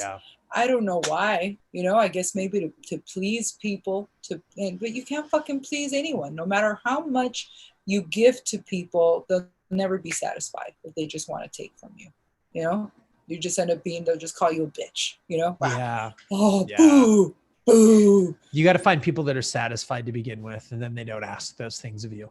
Yeah. You know? Absolutely. Absolutely. So. And then, you know, and then you get to spend the time with people that are quality people that you want to spend your time with, and vice versa. Like it's a great even exchange. And I like that. I think I'm on the right path. I think I'm on my good path. It sounds like you figured out a big chunk of who you are or who you want to be in the last handful of weeks, which is great. You know, like I don't think I you would hope that a lot of people would have taken this time to do something like that, or taking this time to grow in some way and not just spin out, right? Like you kind of that's all we hear about is like, you know, somebody's going crazy, divorce rates going up, whatever. But I think that's pretty cool, man. That's fantastic. I'm super happy for you. I think it's great. Thank you. I feel good about it. I feel good. And I want to give a shout out to TC Conroy. That's my life coach. You know, it's Jennifer. It's Jennifer's friend that I met because we used to hang out in the back alley. We would laugh and everything. And I always knew that she was a life coach, but we never went past that door or what she does. And she started doing these really great, it's called Children of the Moon groups that she started doing on Zoom to bring in people that she's worked with or coached. And what it basically is, it's very interesting. Children of the Moon, I like to call a group that is like the NASDAQ Wall Street of what's actually happening in the universe every 2 weeks, energetically. The way planets move, full moons are coming in, Mercury's going retrograde. She explains everything that happens in those times and how you can be careful and protect yourself from spinning out of control. She had a really good one. It was was it like the middle of May, I think? When I went to Mexico, she did one. And what she was saying is that the 7 planets were going to go into retrograde in the summer, right? Like right now. And they were all going to start off at a certain point, but it also talked about Gemini energy. And she said that this is a moment where you need to be still. Like you need to just be still. And I didn't know what that meant. And then the riots started happening and the protesting started happening and all this stuff. And it was like, dude, she totally called it. Like she totally. And so what I've been doing during this time is I've just been staying still, very still. I'm not going out. And, you know, I applaud everyone that is protesting. I think it's great to show the government that we're not going to take it anymore, especially with everything that's been going on. That's so horrible. But I know that I don't do well in heat. I don't do well in large groups. And I don't do well with getting hit in the face. So I decided for safety reasons to sit and meditate and send out good energy and good vibes to everything that was going on instead with the collective, We Are Sacred Light. You know, we do those sound baths and Rose joins in. And what we do is we try to send our healing energy, our love energy to everything that's going on to strengthen everyone because they need the strength. And Rose does a clearing of the whole collective by clearing them of anxiety, of worry, of hopelessness, of fear. So then that way, we have stronger people out there sending out good love vibes. So that's how I'm helping out with everything that's going on. We do it as a group through Instagram Live. But going back to TC being a life coach, she makes these kick-ass beautiful candles, dude. Like these amazing candles with beautiful magic in there. She's a life coach. So during these moon groups, she called me up one day and she was like, you know, I was listening to what you were saying the other day, and I think that you could really benefit from some life coaching. I feel that we can really strengthen your foundation. And because she knows that I'm a nice person. I give my time to a lot of people. And she saw a lot of things that need to change. And she's helping me find the voice and where my paradigm has shifted in alignment with everything that I see happening before me. And it gives me a lot of peace.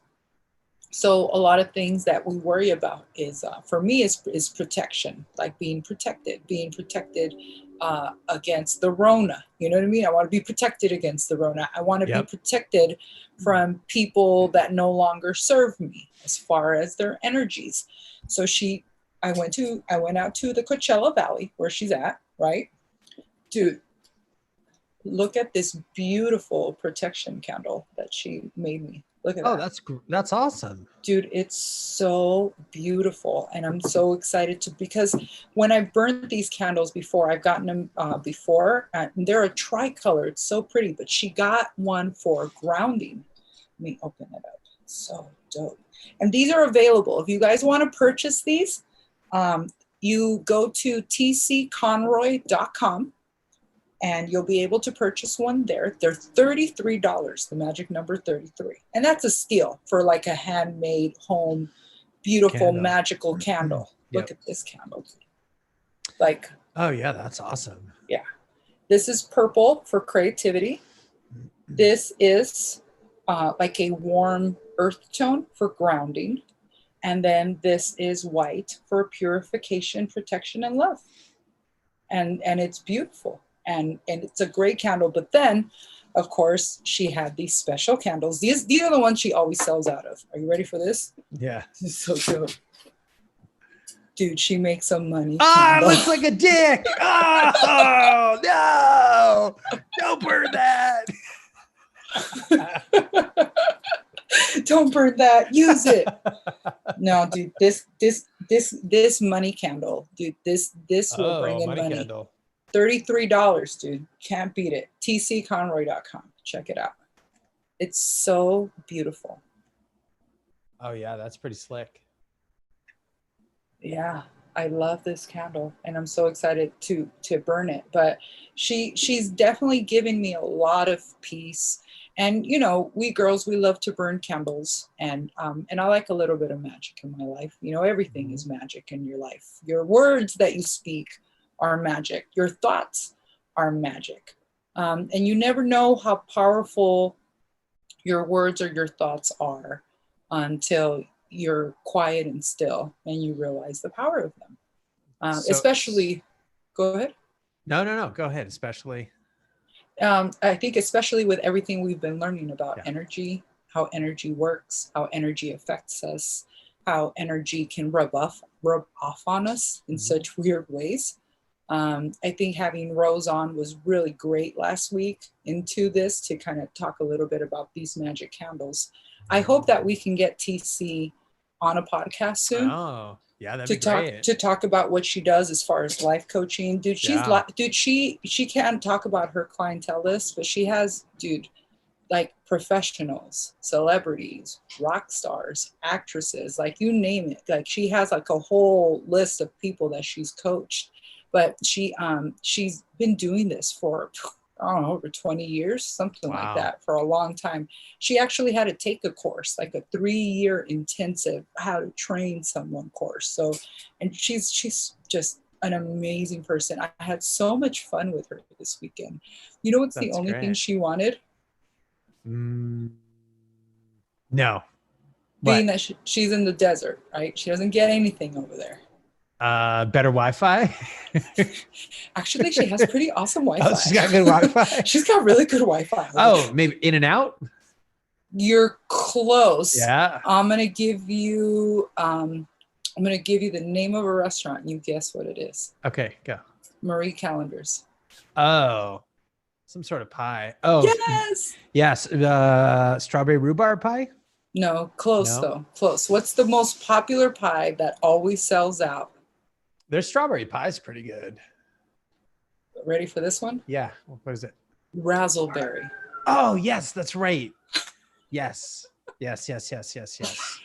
I have to say that I've been a big fan of cream, banana cream, or So like good. coconut cream pie, So good. right? Mm-hmm. To the head, all the way to so the head. good. Yep. Can't have it in the house.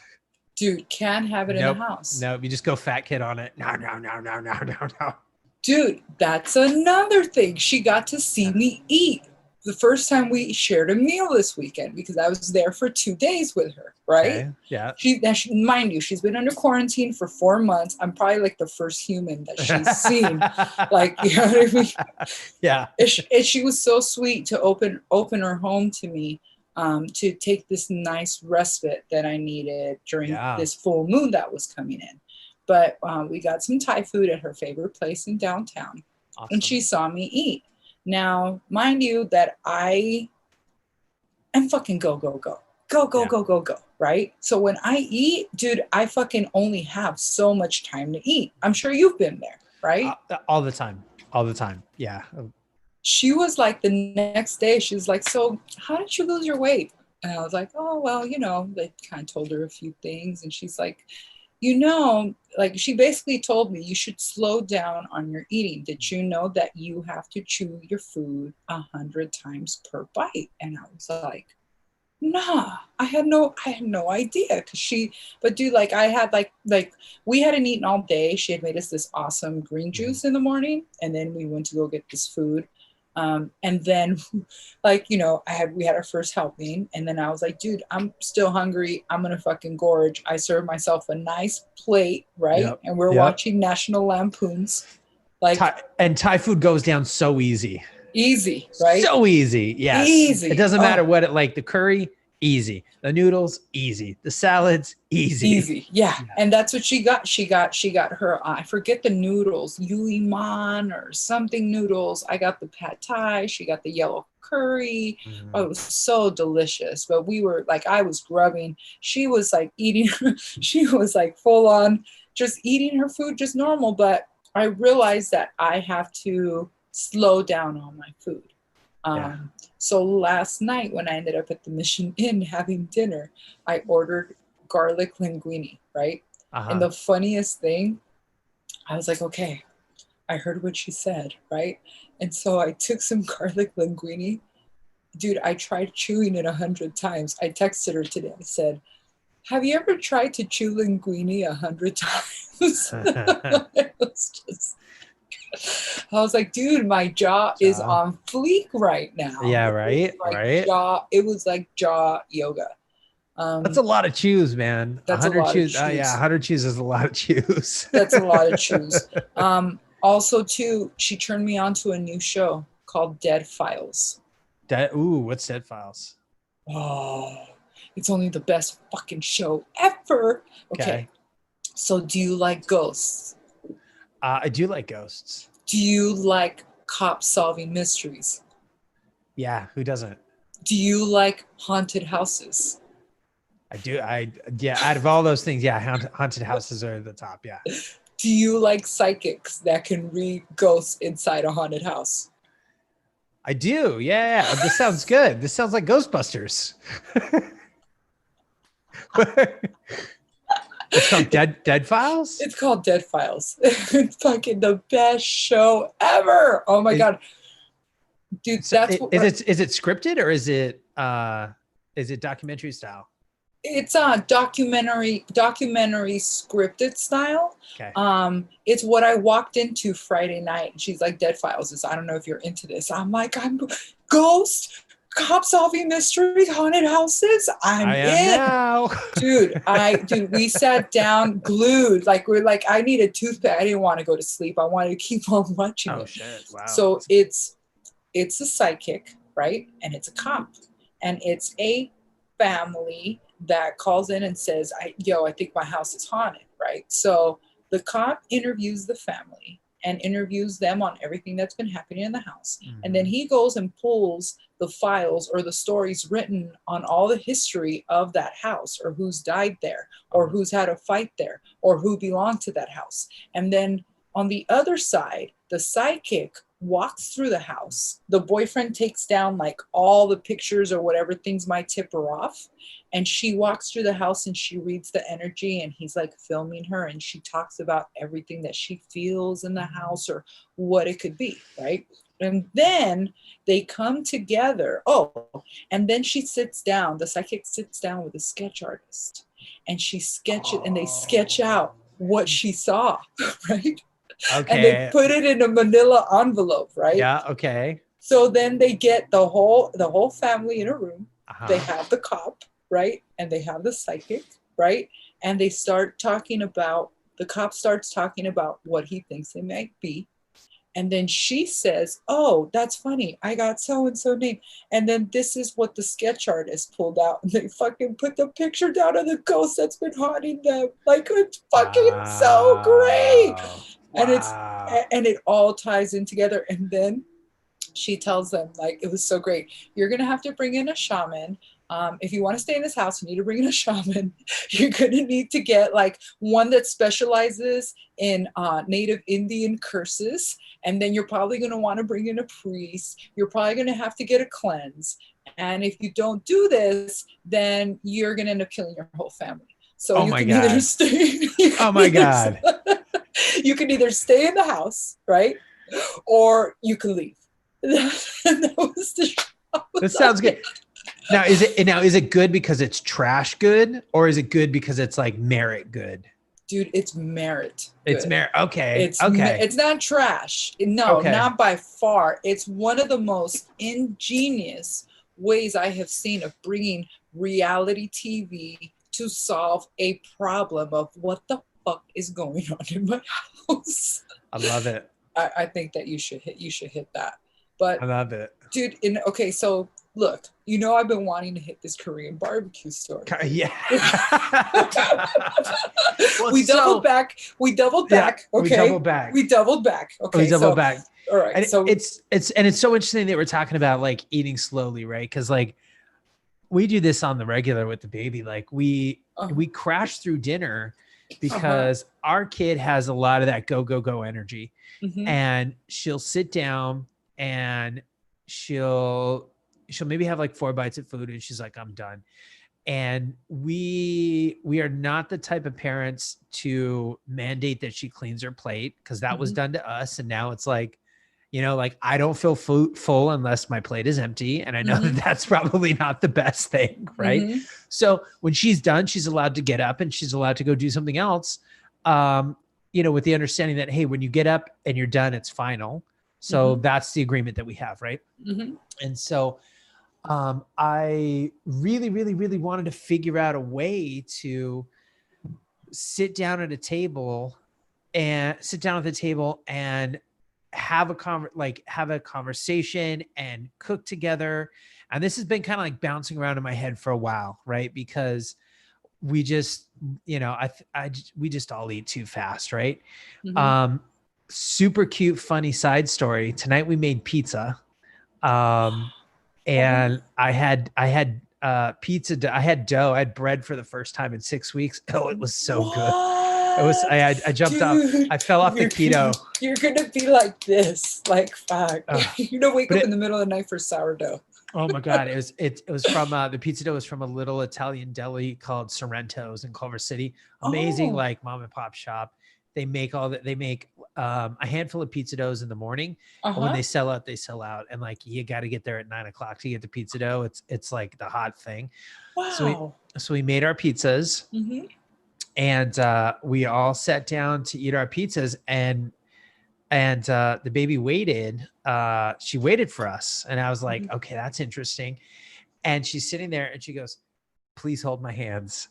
We're like, oh, cause we don't pray. We're not religious. And so we all held each other's hands and she goes, I would like you to close your eyes. And so we all closed our eyes like this. And like Jenny and I are looking at each other like, what the fuck's going on here? And she goes, I would like everybody to take 3 deep breaths. And we went, okay. So we took our 3 deep breaths, right? And afterwards, like, I opened my eyes and I looked at her, I was like, that was really nice. like, thank you so much. And she goes, I want to do this at every dinner. And I was like, oh, I would love to do that at every dinner. And then she goes, no, every dinner that's special. And I was like, okay, what makes a special dinner? And she goes, it's dinners where we name the dinner after the day, because we have Taco Tuesday. She's like, so like a Taco Tuesday, I want to do this. It's like, okay. I'm like, so what's Monday? And she goes, well, Monday can be Pizza Monday. And I was like, fantastic. Tanya, we all ate so slow and we talked, and Jenny has this little box of icebreaker cards that it's got little like icebreaker questions on it, and like we'll read them at dinner.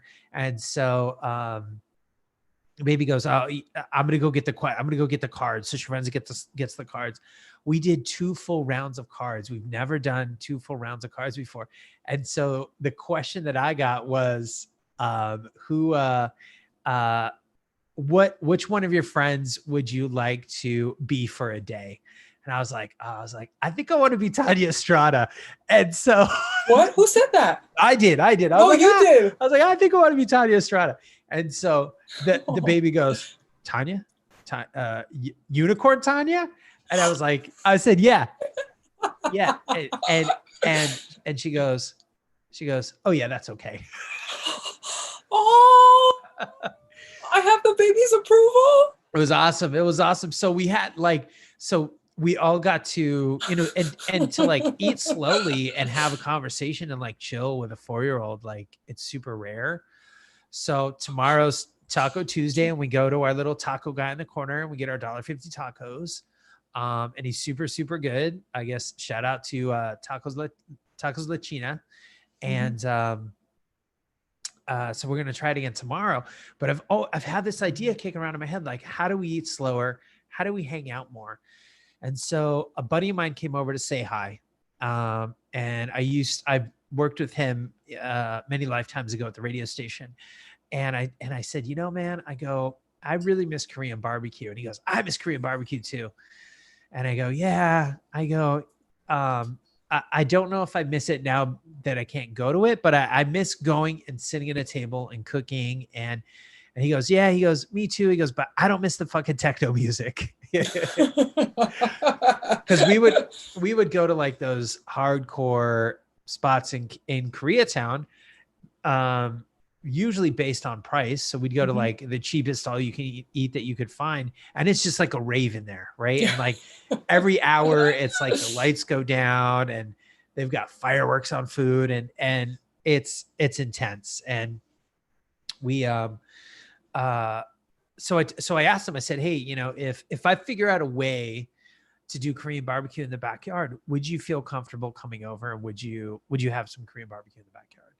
And he said, absolutely. And I was like, all right. So I jumped online and I started looking at different Korean barbecue tables, and I started looking at fire pits, and like, Tanya, everything out there that looks decent is like $2,000, $2,500.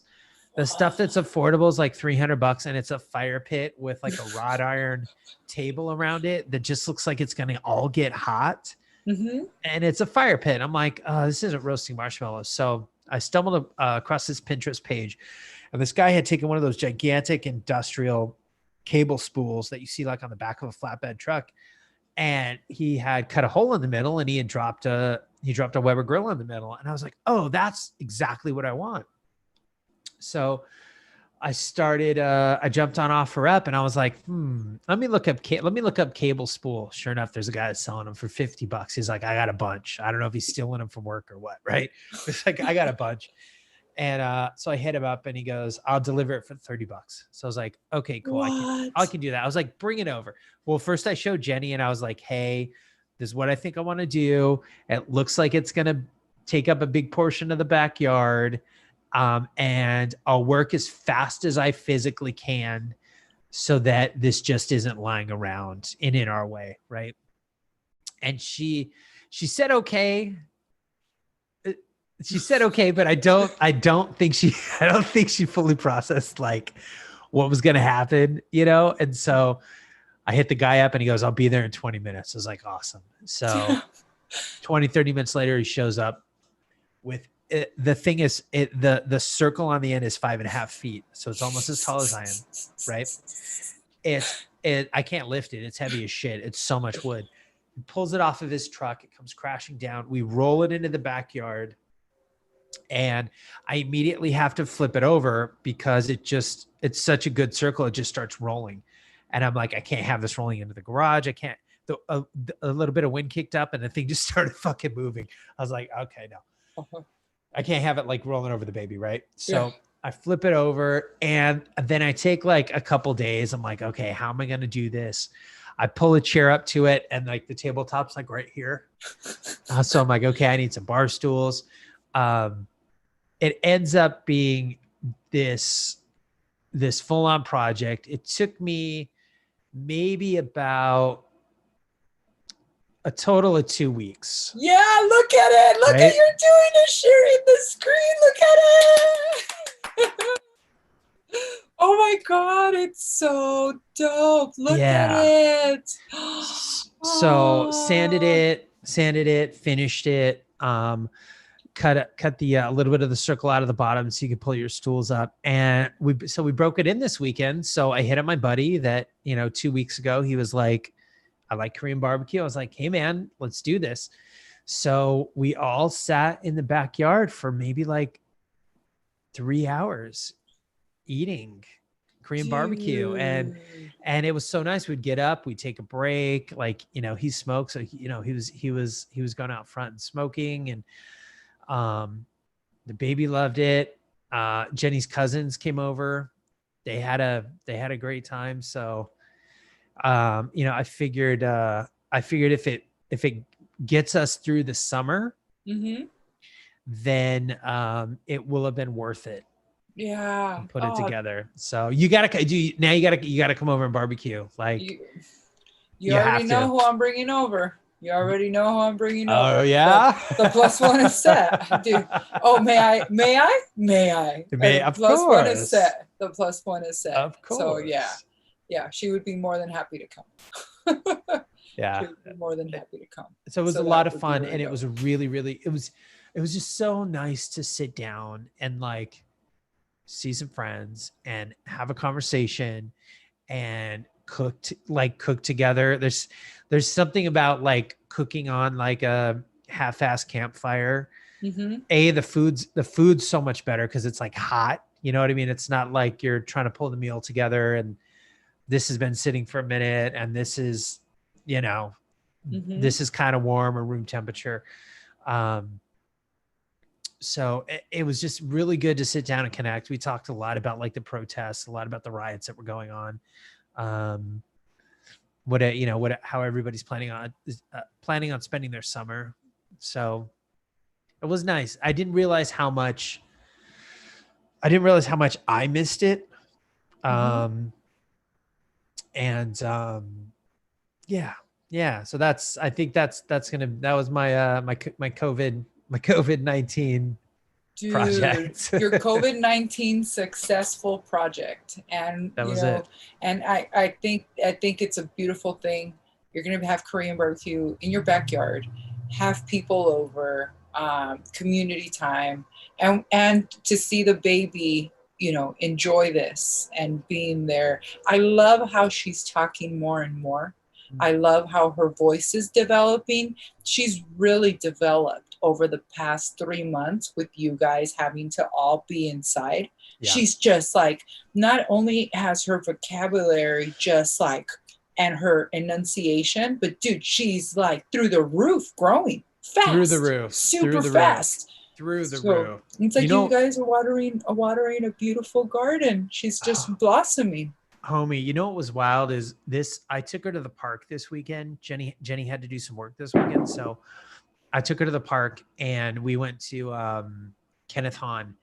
And I like to drive up to the top of Kenneth Hahn because you get a great view. There's a playground up there. The playground's been caution tape.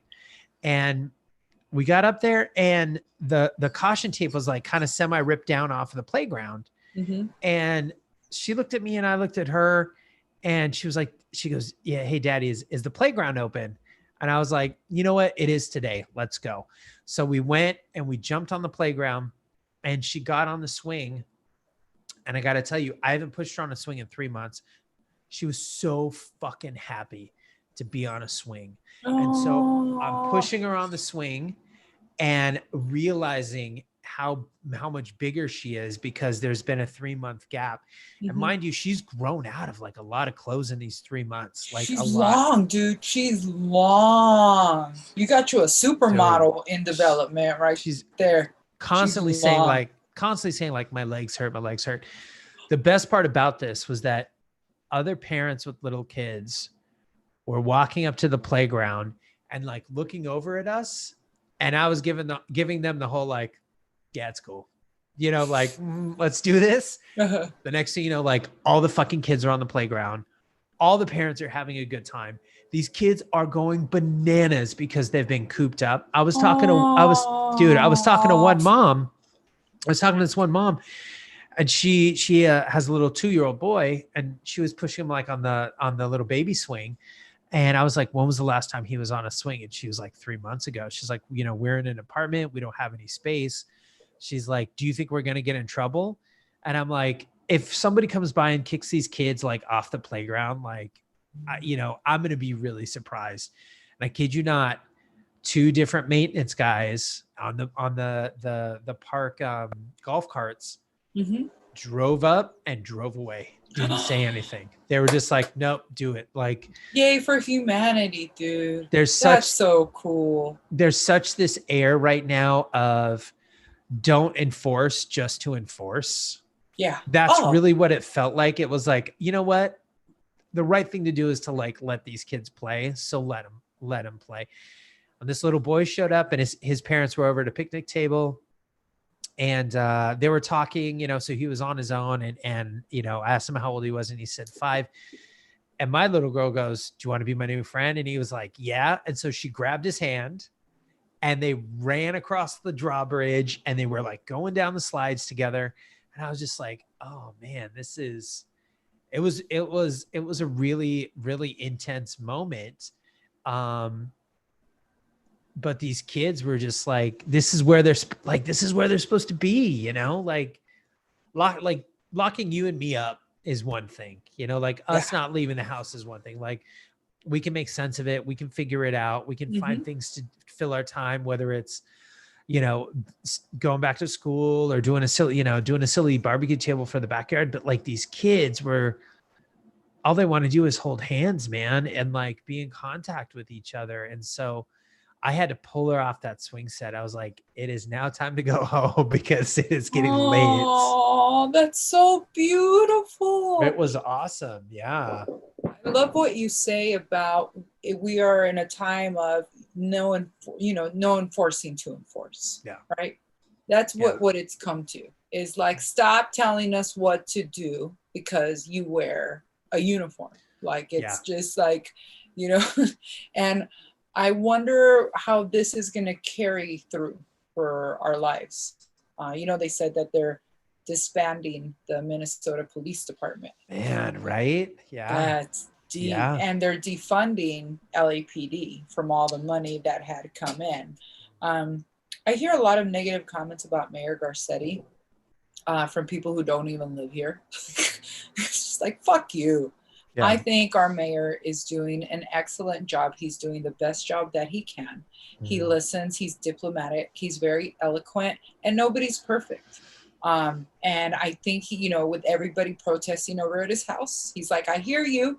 I'm listening to you. And I think the beautiful part of when everything was going down, when they showed up at his house and they did a peaceful protest, and now we've all caught on that this looting stuff has nothing to do with the protesters. Yeah. And the protesters seem to really jump on the looters and fuck them up or prevent them from fucking anything up. They try. And it's kept everything from being unpeaceful. Look what the mayor did. He was like, all right, curfew's off. No curfew. Yeah. Keep peaceful protesting till all day, all night. Yeah. And he cut that. And I think that really brought down a lot of the tension that I felt throughout the city. Well, he also got sued by the ACLU. So the ACLU put a lawsuit in place against the city of Los Angeles and Garcetti to get their curfews lifted, and they got lifted the evening. They put the lawsuit in the morning. I think it was late last week, and then they got lifted that night. Granted, like the looting has like it's died down like considerably, you know. There's a couple, like I've heard of a couple small operations where like 1 or 2 cars will show up, smash a window, and grab something. They did that last night on La Cienega, next to the auto shop that I had to go to today. But yeah, like the stuff getting lifted and the reallocation of money feels really good. We did a march in Culver City on Sunday. Oh, Sunday, yes. Saturday. Yes. Saturday. The family march. We did it on Saturday. Yeah. And it was like advertised as like family march, and there's going to be families, and everybody met in Veterans Park, and they had arts and crafts for the kids. And so we were kind of at the tail end of the march, and there were tens of thousands of people. Like they walked down Culver Boulevard, and it was stopped both directions, like couldn't do anything, right? And when we got to City Hall, everybody went down on one knee for almost 9 minutes. And yeah, and this woman, you know, she read out loud George Floyd's last words, which was really like, you know, it was emotionally heavy, as physically painful as it was, because to get down on one knee on a fucking asphalt hurts, man. Like, oh, dude. I saw Nancy Pelosi trying to do it. Oh, Lord. Man, hurts. Yeah. It looks like that hurts. Just, yeah. Almost everybody ended up sitting by the end of it. Like that's how hard it was. And you know that a lot of the people there, you know, they would have done it if they could have. Took the entire thing took about 3 hours. Then we walked back to Veterans Park, and you know, it was done. Not one cop, not one single cop, which was so interesting. I was looking, I was like, what's the police presence going to be like here today? Right. Not a single cop down any of the side streets, not a single cop marching. Culver City's technically not Los Angeles. They're incorporated, so they have their own police department. They've had their own police department since like the 1930s. And Culver City Police Department has a reputation of being a hard-ass police department because they're well-funded, and the department doesn't have to go to the Los Angeles Treasury to fight for funds and to fight for equipment. They get everything from their, you know, they get all the funds from their own residents, from the taxing of their own residents. So they can manage the police department at a smaller scale. So they're a little more aggressive. They're a little bit more effective. They're a little bit more, you name it, right? Like they work a little bit more cohesively, for better or worse. Not one cop on this whole route. And all I could think to myself is like, what a fucking missed opportunity that the police force didn't show up just to say hi, you know, and how much of it would have been such a different vibe. And what I wish would have happened was to have some cops show up in their dress uniforms, like not their, you know, not their patrol uniforms, but their dress uniforms, you know, the collar and the buttons and the nice hats, with no guns, but just to show up and be like, yeah, we want to be a part of this. But they weren't. And it was really weird that they weren't. And it really felt like they should have been there, you know, on some level. So I talked with a couple other people that were there as well. And we all kind of agreed, like, yeah, it was good that there weren't patrol car after patrol car and assault rifle after assault rifle there. But it was just unfortunate that there was no, you know, there was no friendly presence as well. Yeah. Well, I think with the tension's high. Right now, it sucks to be a cop. Totally sucks. Sucks to And be a cop.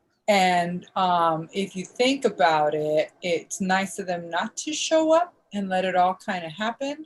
But when you're on duty, tensions are high, you're going to have to fight for your life or your partner's life if something goes wrong.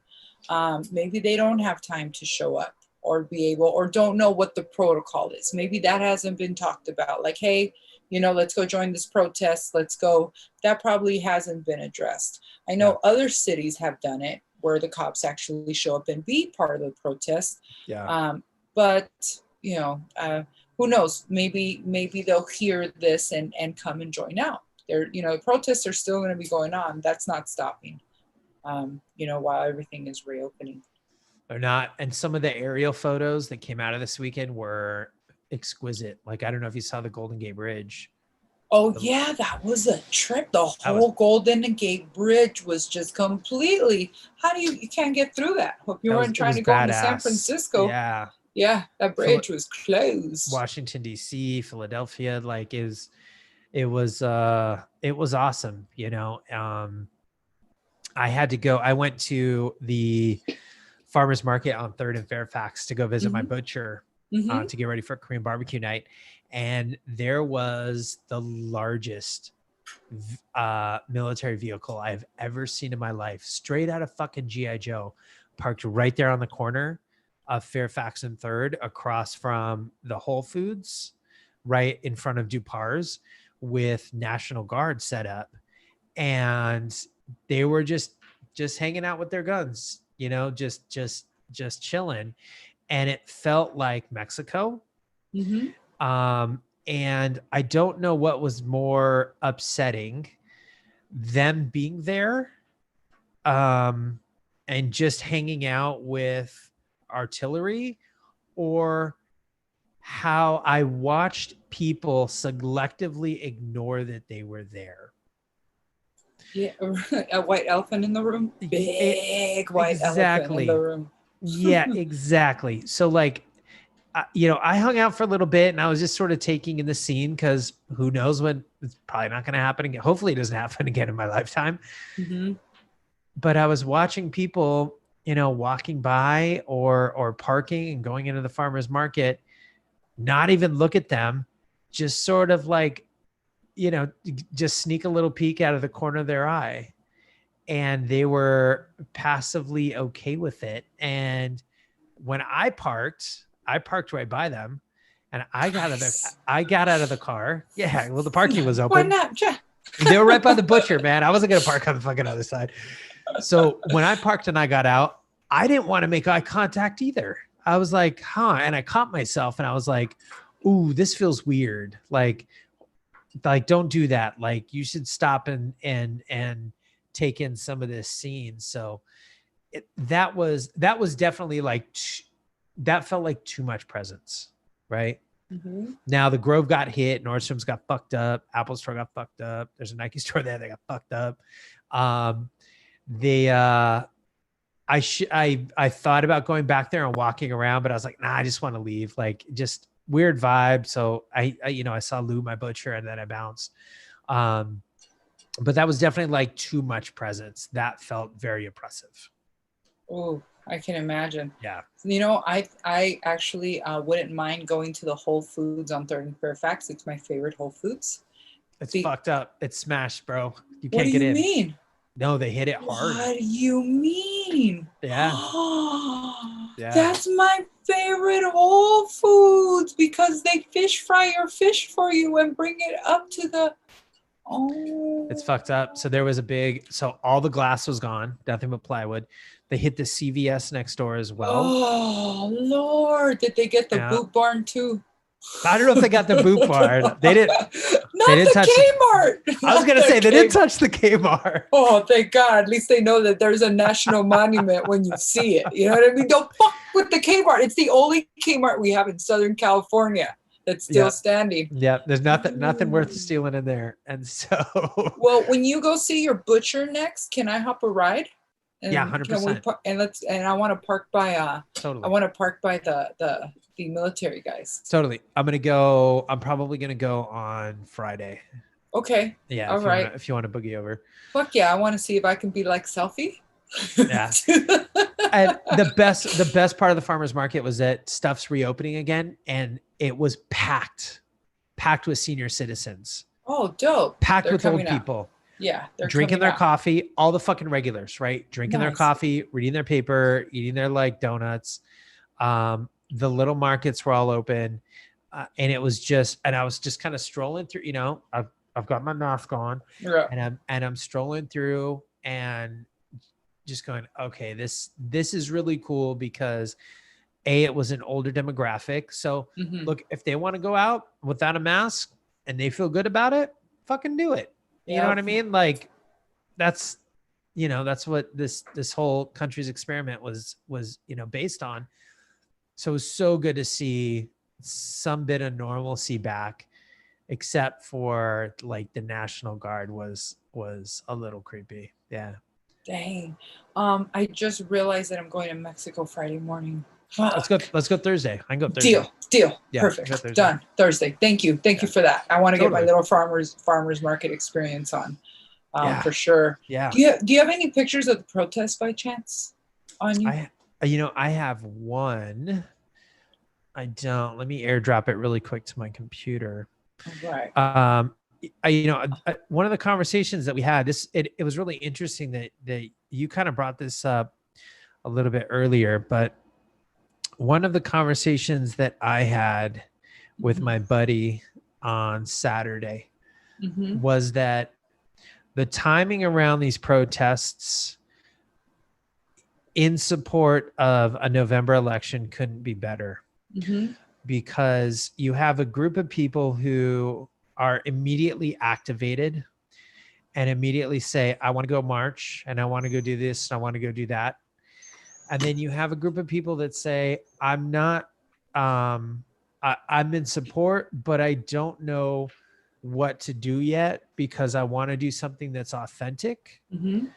And like for me, that authenticity isn't reposting stuff on social media because I'm not crazy active on social media. Right. And so to do a bunch of repostings out of nowhere for me, or this other guy, he's not that active on social media either. We both talked about it. We said that doesn't feel genuine for us to do that. Now, like I've been called out for not posting. Really? Yeah. What? Yeah. I've been called out for not posting. Like, hey, what's your take on this? And I'm just going to paraphrase. What side are you on? Because you're not being vocal. There's in the echo chamber right now, there is this silence equals complacency, vibe that's going around. And I get it because right now everything is on fire and it's time to act. But in this conversation with my buddy, we were both like, look, we want to find something that's authentic for us because we want it to mean more and we want it to be more heartfelt. So we don't know yet what our level of activation is going to be, and I'm trying to figure it out, and so I think the timing is really, really, really, really conducive to change coming in November because I've got all summer to figure out what I want to do. Right now, that might be too much time. I might not figure it out. I might figure it out a lot sooner, but I know for damn sure, like come November, whatever list Black Lives Matters, whatever the organization Black Lives Matters, whoever they say vote out of office, vote into office, I'm going to read that post. And I think a lot of other people are going to read that post as well, especially the people that right now are trying to figure out how do they want to be a part of this on an authentic level. Does that make sense? It does. It makes total sense. And I want you to know that I do not blame you for not posting. You've always been not much of a poster. You have, an ethnic wife, and, we can leave it at that. You have an ethnic baby, I know what side you're on. I know that you think that what's going on is not cool. Your humanity shows in that. And I know that. To have to post it on social media is everyone's choice. However, I understand that if more people post, the message is getting out there, but I think it's to each his own. And I don't think that we should come to a place where we have to get punked into have to doing something because everybody else is doing it. That would be like, and I don't even want to make a comparison because this is where you start going into the gray line of like, what the fuck? Like, and people getting offended because I say something. But it would be kind of like, no, I can't compare it. I'm just going to leave that comparison there just to be sensitive to everything that's going on. You know that I'm Chinese Colombian. I'm Black Colombian. You know what side I'm on. I'm on the side of stop killing our beautiful Black men because all we're going to get left with is white dudes with fucking erectile dysfunction that do meth. You know what I mean? Like, that's what is going to be left. I don't want to date in that pool. Like, I love my Black men, Yeah. And it's my, I'm not afraid to say it. It's my preference on where I want to date. It's my preference on what I've learned to love. My father, being Black, was a racist, was a motherfucking racist. And that's such a hard part to have to say out loud and accept. My Black father with an afro forbade me to bring Black men home. Like, it was just a thing. It was a thing, and it was very offensive. He has his reasons for it, and his reasons are because I'm Black. I don't want you to go through, and it's just like, whoa. But I ended up falling in love with a Black man. The greatest love of my life was a Black man. As much as I want to sweep it under the rug and forget it, that was the card that was dealt for my heart, was being in love with a Black guy. And there's nothing wrong with that. What can I say? It's what I like. I've dated Mexicans, I dated Asians, I dated white guys. And it's just like, nothing wrong with white guys. White guys are cool. White guys are actually pretty damn cool. But it's just my preference. I like a Black dude. So yeah, I haven't gone out to protest physically, and I wonder if someone's going to be like, what side are you on? Remember, I went to the first original protest held by Lunel and Shaka Khan for Mother's Day, which was enough is enough. And what Lunel wanted and Shaka Khan wanted for Mother's Day was for all of us to meet up at the park, peaceful protests to say enough was enough, when all before this George Floyd thing happened. That was my contribution to starting a movement and opening up dialogue about this. And it was Lunel and it was Shaka. And it snowballed into so much more with the way that it was just happening every day and every day and every day. Lunel's not going out to like, Lunel should not be out there knowing that it's dangerous. Now, a peaceful protest, I would be down to go do that. But how do you know it's going to be peaceful? I kind of want to wait it out. Everything going on with Corona. We are still in a pandemic mode.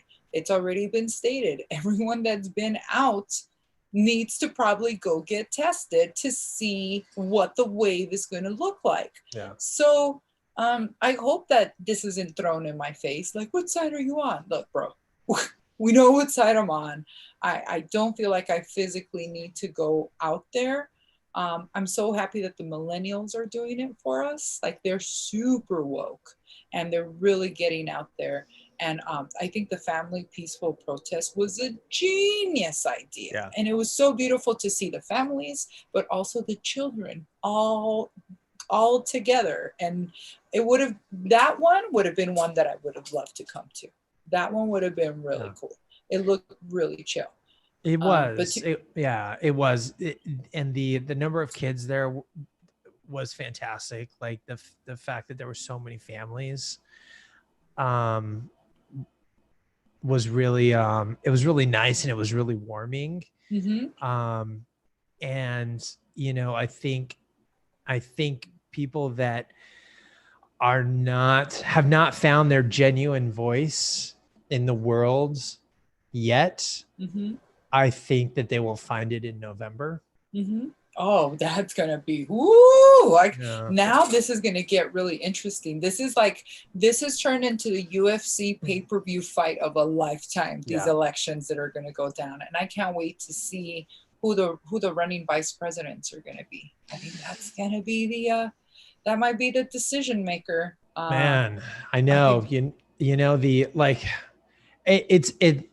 not to get like super political, but it's safe to say like the Republicans don't give a shit about us. Like, I think the Democrats maybe give a little bit more, but you know what I mean? By the end of last week, Biden was vetting his short list of female vice presidents against his big bank backers. So I'm like, okay, so it'll just, but I think come November, there'll be some significant change. I might have to take a trip out to the desert. Get a little coaching, man. Hey, just so you know, if you want some coaching, TC Conroy is available for coaching. She works by referral. If you want, and if you want to take an intake and just do it, all the years of therapy that I've ever done in my life, what a fucking waste.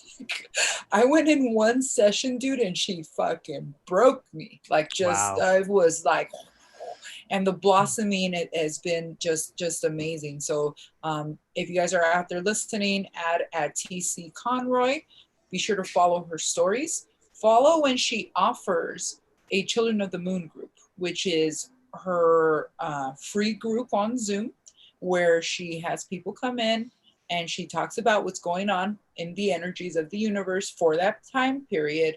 And you'll get comfortable with the things that we talk about on a personal level. And then if you want to seek further with her, you have to do an intake. This is the thing. She doesn't take everybody. Like you, it's like she chooses you if you would be a good candidate to be the life coach.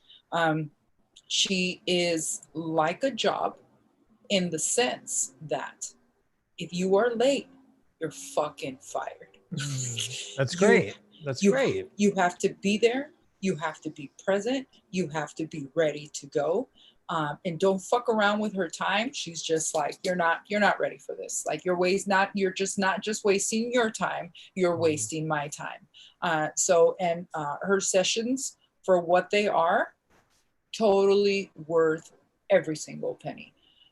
So if anyone wants to benefit from, or think they can benefit from life coaching, TC, dude, is just the ultimate. I'm so proud to say that I feel like I'm surrounded by a great community of people, and it's not just a supportive community of Team Tania, but it feels like a team that is all working towards getting me to be my very best. Because if I'm my very best, I get to do the most selfless gift of all, and that's to give joy to the world through my creativity and through laughter. Because I think it's safe to assume, when you're around me, what I leave you with is feeling good because I've made you laugh. Or at least that's what I hope I leave you with. No, I think that's very understated. Yeah. Aw, yeah. That's what I try to do. I try to leave you with a really good feeling, like you've had a good time. And I can't do that if I'm operating at a not good level, if I'm depleted. So, and not only that, speaking of going out to the desert, dude, what about Joshua Tree last year? How awesome was that in the summer? That was a lot of fun. I think that was when you talk about yourself being an empath and being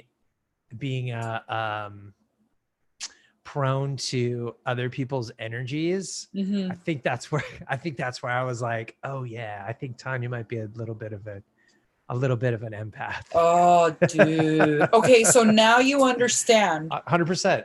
Yeah. You understand why that didn't work out? I understood. Yeah, I understood then. I understood then. I didn't know what I didn't know what the fuck was going on, but it was so fucking okay, challenging. It was challenging, and it changed the dynamic, and that makes me really sad. Like now I can look back and understood why there was so much static there, and that's so unfortunate. Like, because it was really awesome, but we walked away with a fucking kick-ass album, right? Totally. Dude, great album. Oh totally. My God. Speaking of, when you get a chance, will you share the file "Woman of Ill Repute" with me? I miss hearing my guitar. Of course. It was such a great song. It's like if I had like a theme song to walk to in comedy, that would be it. That's your walkout song? That's my walkout song. It's just so great. I'm jealous you got to go back to the desert. So did you do Palm Springs or did you do Joshua Tree? I did Cathedral City. Oh, okay. Yeah. A whole nother. And Cathedral City is just down the street from Palm Springs. So we'd go into downtown to go get food, feel out that energy. She gave me a good little tour. TC gave me the most amazing tour of Palm Springs that I've never seen present. Okay. And I could feel the vibe. Mm-hmm. But as soon as we crossed over this one area, when we were almost to our house, I was like, okay, that's over. Like, we're almost back to the house, like back to the pad. Her pad is so comfortable. Dude, she even has a guest bedroom. Oh, dude, it was awesome. Guest bedroom, fresh towels. She made spa water. She had spa water kicking. Dude, she had cucumbers chilling and filtered water. She made the most awesome juice. She made the most awesome juice out of like all celery, a tomato, lemon, and like it was just like, and a few more things, and just I learned a lot just by being around her, because when she invited me to come over, it was because the hotel room that I had planned to get did not work out, and I had asked for a bathtub, right? And I had talked to the guy about a bathtub, and he goes, "Oh yeah, sure, we'll have a bathtub." I said, "It has hot water, right?" "Yeah." I get there, dude is like, I said, "You have a bathtub, right?" "Yes, but you cannot take a bath." I was like, "What do you mean I can't take a bath?" He's like, "You could only use the shower and bath. You can't fill the tub up." But I called you last week and I asked you about a bathtub. And he's like, no, you can't do that. And someone had made the analogy, not someone, but Coach had made the analogy. He goes, "That's like saying," it's like, "Yes, we have a bed, but you have to sleep on the floor." So as I turned around, this guy who looked like a brunette Kurt Cobain with dirty clothes, his clothes in shopping bags, like Food for Less shopping bags, ready to go check in behind me. The only thing missing was a needle sticking out of his arm. Ooh. Like, that's the only thing that was missing out of his whole outfit. Yeah. And I was just like, and he could see the look in my eyes. He's like, "You can cancel if you want to cancel." And I was like, "Great, I would love to cancel." He's like, "So you have to call booking.com. So you have to go through this whole rigmarole." Sure. Booking.com.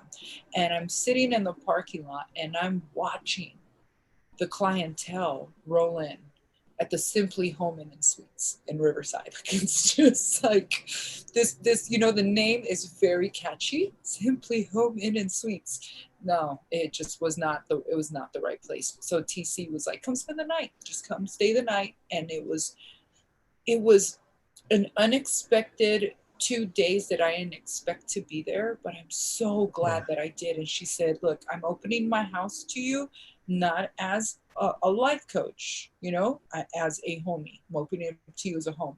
And I was like, oh, that's so dope. Like, That's it just, awesome. oh, And did you say the hotel was in Riverside? the hotel was in Riverside. So my plan was to go to the hotel, check in, right? And then I was going to go travel with the pie, taking the pie. I was taking her pie and I was surprising her with flowers, right? And so this pie, I carried this pie like the egg in high school to get through your home economics class. To show that you'd be fit to have a parrot, you know, not crack the egg kind Don't of thing. Crack the egg, Like, yeah, that earlier that day, you saw I went to Project Hope. I went and helped out Project Hope on the way to help with the grocery giveaway, just by, you know, unpacking stuff and, you know, cardboard and filling up bags with everyone, you know, kicked it for an hour. I hit out to Riverside. And then I made it over there and it was just divine. It was much, much, much needed. That's awesome. You know, you're so lucky to not have spent the time in Riverside. So Riverside right now is under a mandate to end homelessness. And this was passed down through the city council. I think it was the city council. Because they during the COVID lockdown, they tried to move as many I know somebody out there, they tried to move as many homeless people as possible off the streets. And so the social the social security workers, the civil workers were under this mandate, like, get everybody off the streets. And so they ramped up really quickly with their hotel voucher program and just started like giving vouchers to everybody.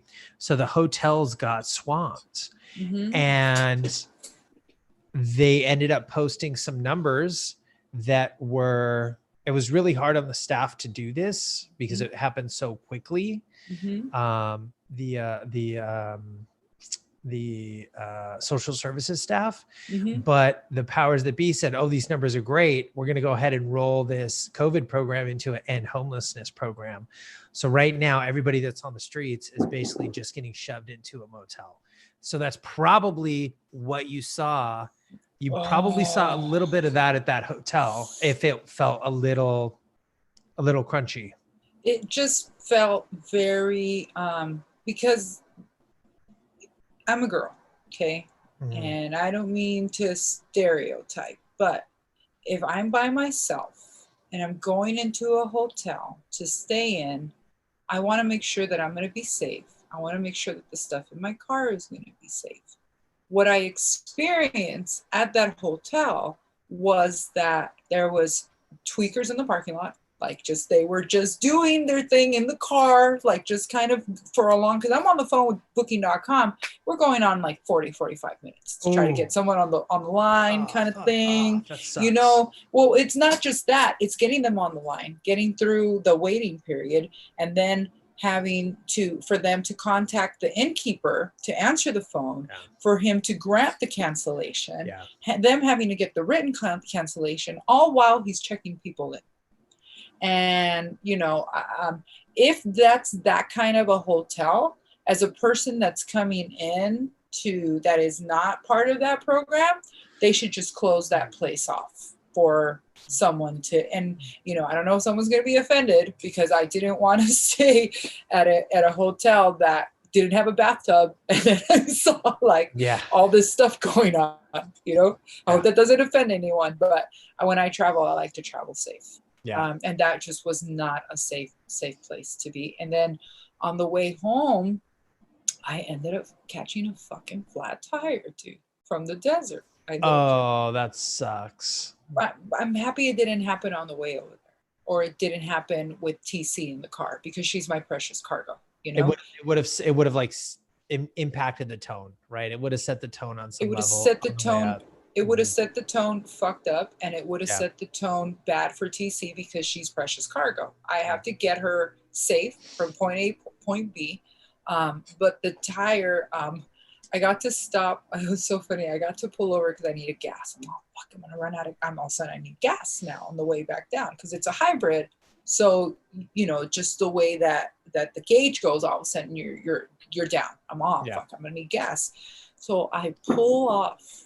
The next exit is Cabazon Drive. Okay. I've never in my life gotten to stop at Cabazon Drive. Okay. My favorite movie, when you ask me, what's your favorite movie? I'm going to give you 2 answers. 3, actually. Pee-wee's Big Adventure. Yep. Dumb and Dumber. Okay. And Constantine, or The Matrix, with Keanu Reeves. Yep. My favorite thing in Pee-wee's Big Adventure is I always wanted to see the dinosaurs. Yes. The dinosaurs that you see in the movie when he's trying to he's trying to talk to Margot. Remember that wanted to go to Paris? Yep. You remember? And then her boyfriend finds them up there and he starts chasing him. Andy! Yeah. Totally. So, au revoir, Pee-wee. Au revoir, Simone. Au revoir. Oh, yeah, not Margot. Au revoir, Simone. Yeah. So I pulled off to get gas at the Shell, and there was the I was like, wow. So I pulled over. There was no place to park on that side of the park, but by the gas station, there was some parking, and I parked there. Yeah. There it is. Look at that. You see, look at me. You see me right there? Fantastic. Where's my finger? Pull my finger. Fantastic. Pull my finger. And then over here, if you look at the dinosaur on the very right, how I throw that filter on, look like how his teeth gleam right there on the right. Man. Like it was just so much fun to see those dinosaurs. Like I really wanted to do that. That's awesome. Were they so you used to be able to walk up into them? Is that open right now or no? Because it looks like there's a fence around them.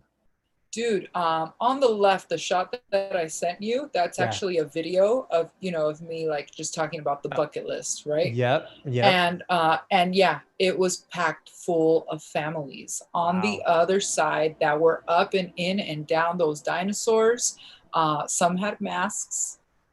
Some coming out of the park, took their masks off as soon as they came out the park, but it was a jam-packed parking lot of people visiting the dinosaurs. So it was open. And then maybe like, I want to say, I don't know, maybe about 30 minutes later maybe 30 minutes later is when my tire popped. So oof. Yeah, but now, did you hit something or did it just fall to pieces? It just gave, like I started feeling that feeling where it's like and it's like and I pulled over, right? The thing is I pulled over and like a girl, I got out and I look around the car and I'm like, well, they look round. It should be good. Okay. And I jump back in. And I get up there, but I noticed that the car did not have the speed that it usually does. And when it started going, it was just really doing that, like it's just not smooth. Yeah. But I didn't know what was coming next, and the way that it just like popped, and the way that it hit the back of the car, and the way I started losing control of the car at the speed, and I'm trying to pull over to the right, and the whole 9 yards. It was ridiculous. It was like, whoa, that could have been close. And I pull over, and there was a semi that was pulled over on the side too, like full cab open, Yeah. And I was thinking like, well, maybe I'll get some help right here. And nope, didn't see him, right? So then I'm trying to get the car off the freeway, right? Yeah. And then Coach lives like maybe like 10 minutes away, right? So like I hit him up. I was like, hey, like, I popped a tire. Because Coach just opened up his gym, right? His personal gym.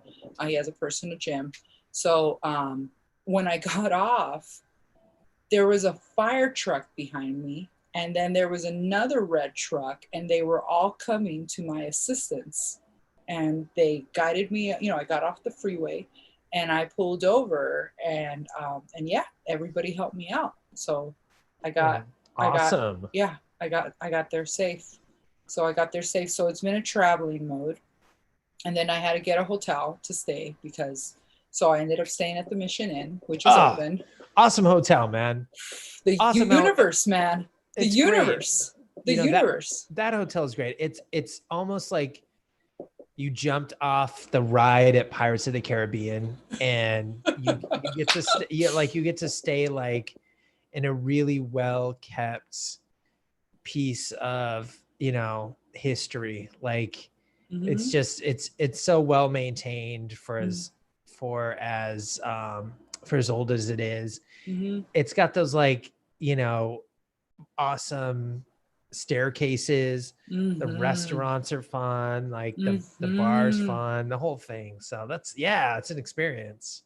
It was a total experience. Valet is closed, but crazy thing, Sunday street parking's open. And that was the other thing TC too had pointed out about Cathedral City or Palm Springs. It's like you park your car and you're like, okay, where's the meter? It's going to jump out. Where's the sign that's going to say getting towed? Nothing. It's like you can just park and it's nothing. But, the hotel, they have temperature check at the hotel when you walk in.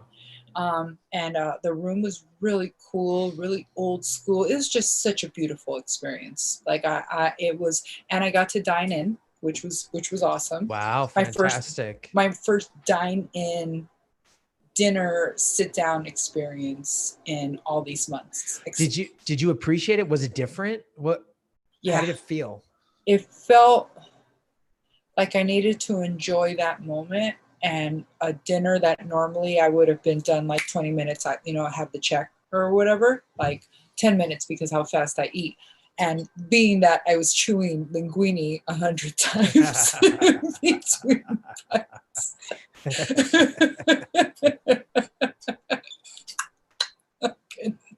Getting that jaw, get that jawline. You were there for hours. I was there for a couple of hours. Wow. I sat down and I enjoyed. I was probably there from 8:30 till about 10:30, 10:45. And it was nice. I enjoyed a bottle of sparkling Pellegrino. It's a funny thing. Remember how I was drinking that bottle last week? What was it? My bottle that I was drinking? My Topo Chico mineral water? Yep. Somebody was like, did you fall off the wagon? Like, did you start drinking again? Why? Because it looks like a Corona. It's my trick. It's my mental trick. It helps me to not drink. I like a cold, sparkly beverage that's crisp in a glass bottle, and Topo Chico is it for me. Homie, I have a soda stream. I can't drink peasant water. I gotta put bubbles in my water, man. That's the one thing that I am missing in my life. I'm missing what you got. That's soda stream machine.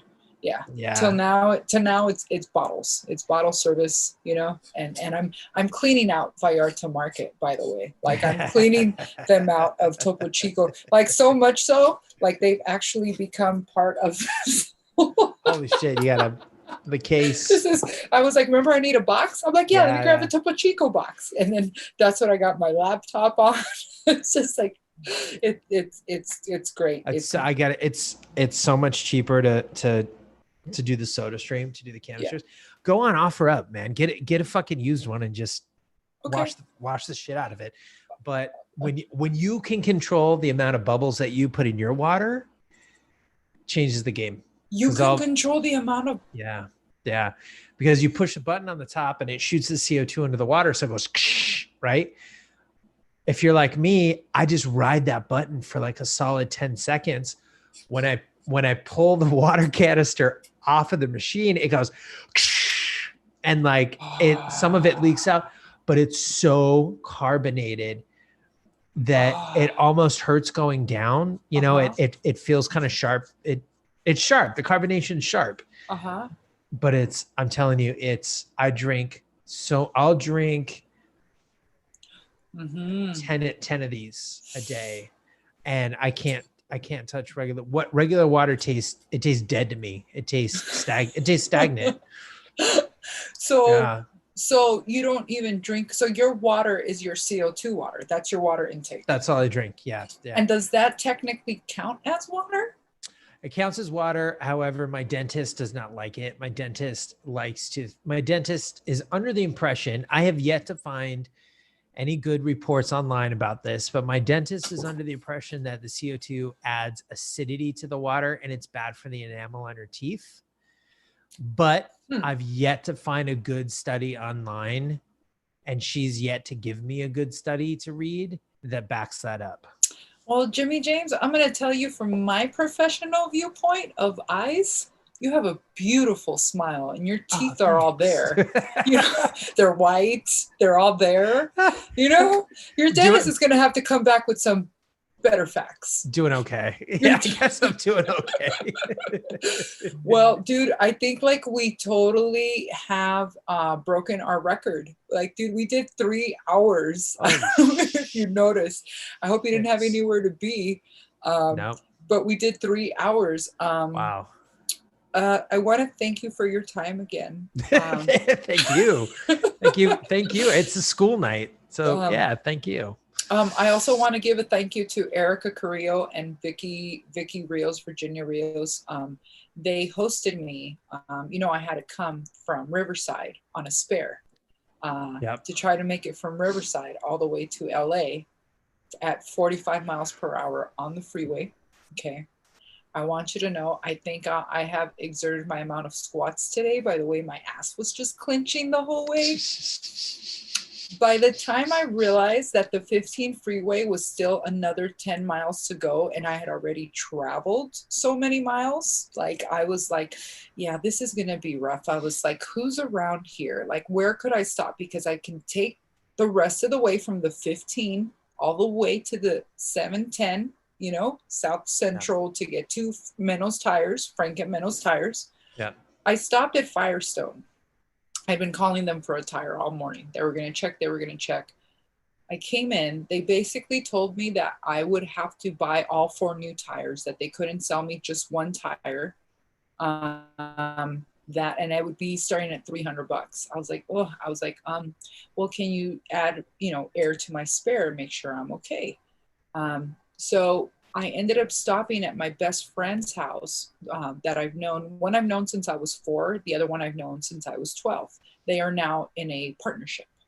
And so I called her and I was like, hey, I said, a couple questions. I said, how many toes do you have on your AAA card and what's for dinner? She was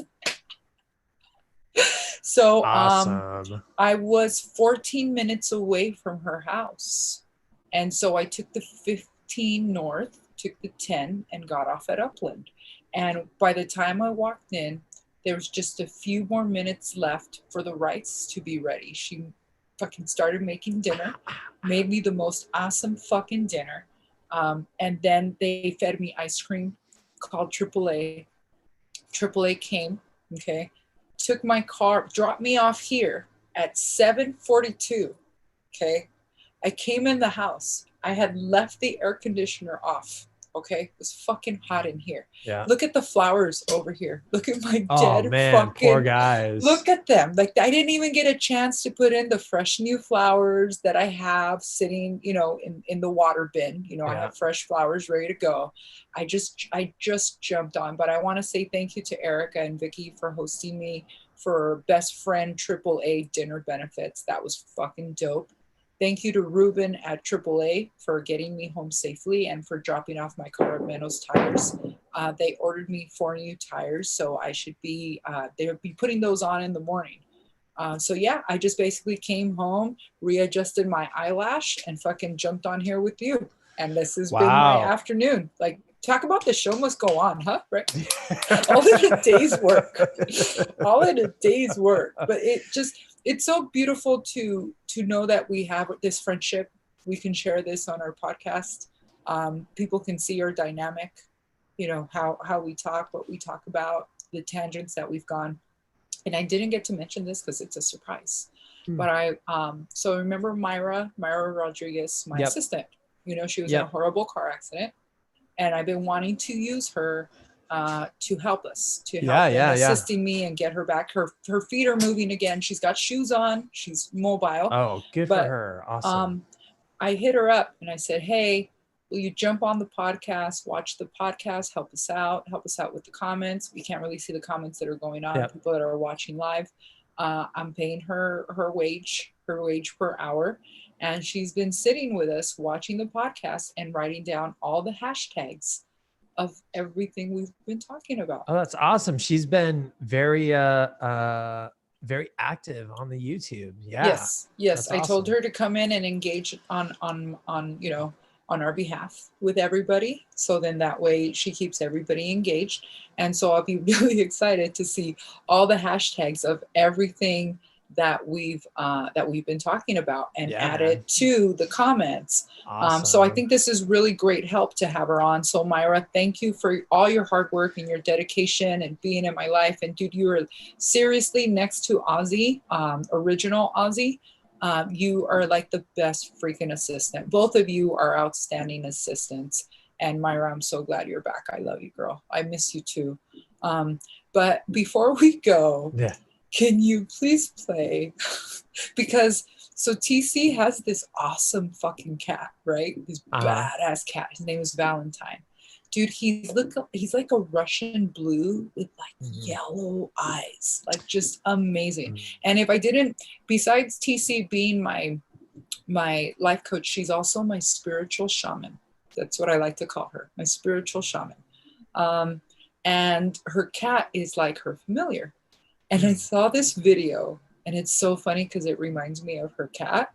I think this is what her cat does. Did you get the video? Did you send it to me? Yeah, the video with the priest. Oh, yes.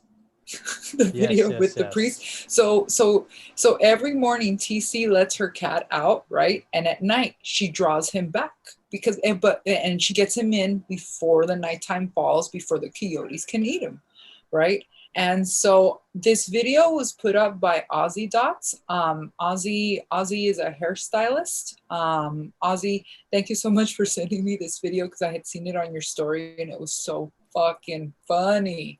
Let me see, Ozzy, I need to check this out, you guys. Turn up the volume on this. I don't know if you can turn up the volume. Is the volume on?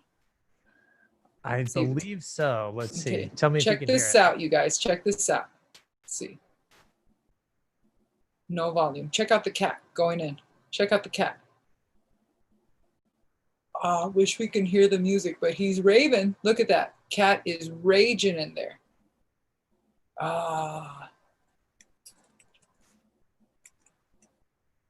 For whatever reason, music is not playing. But do you see what's going on? Yeah. Rewind that just a little bit. Let's go. Oh, here we go. Here we go. Yeah. It's right here. Okay, look at it. The priest is having a conversation. Right here. Right. And here comes the cat, right?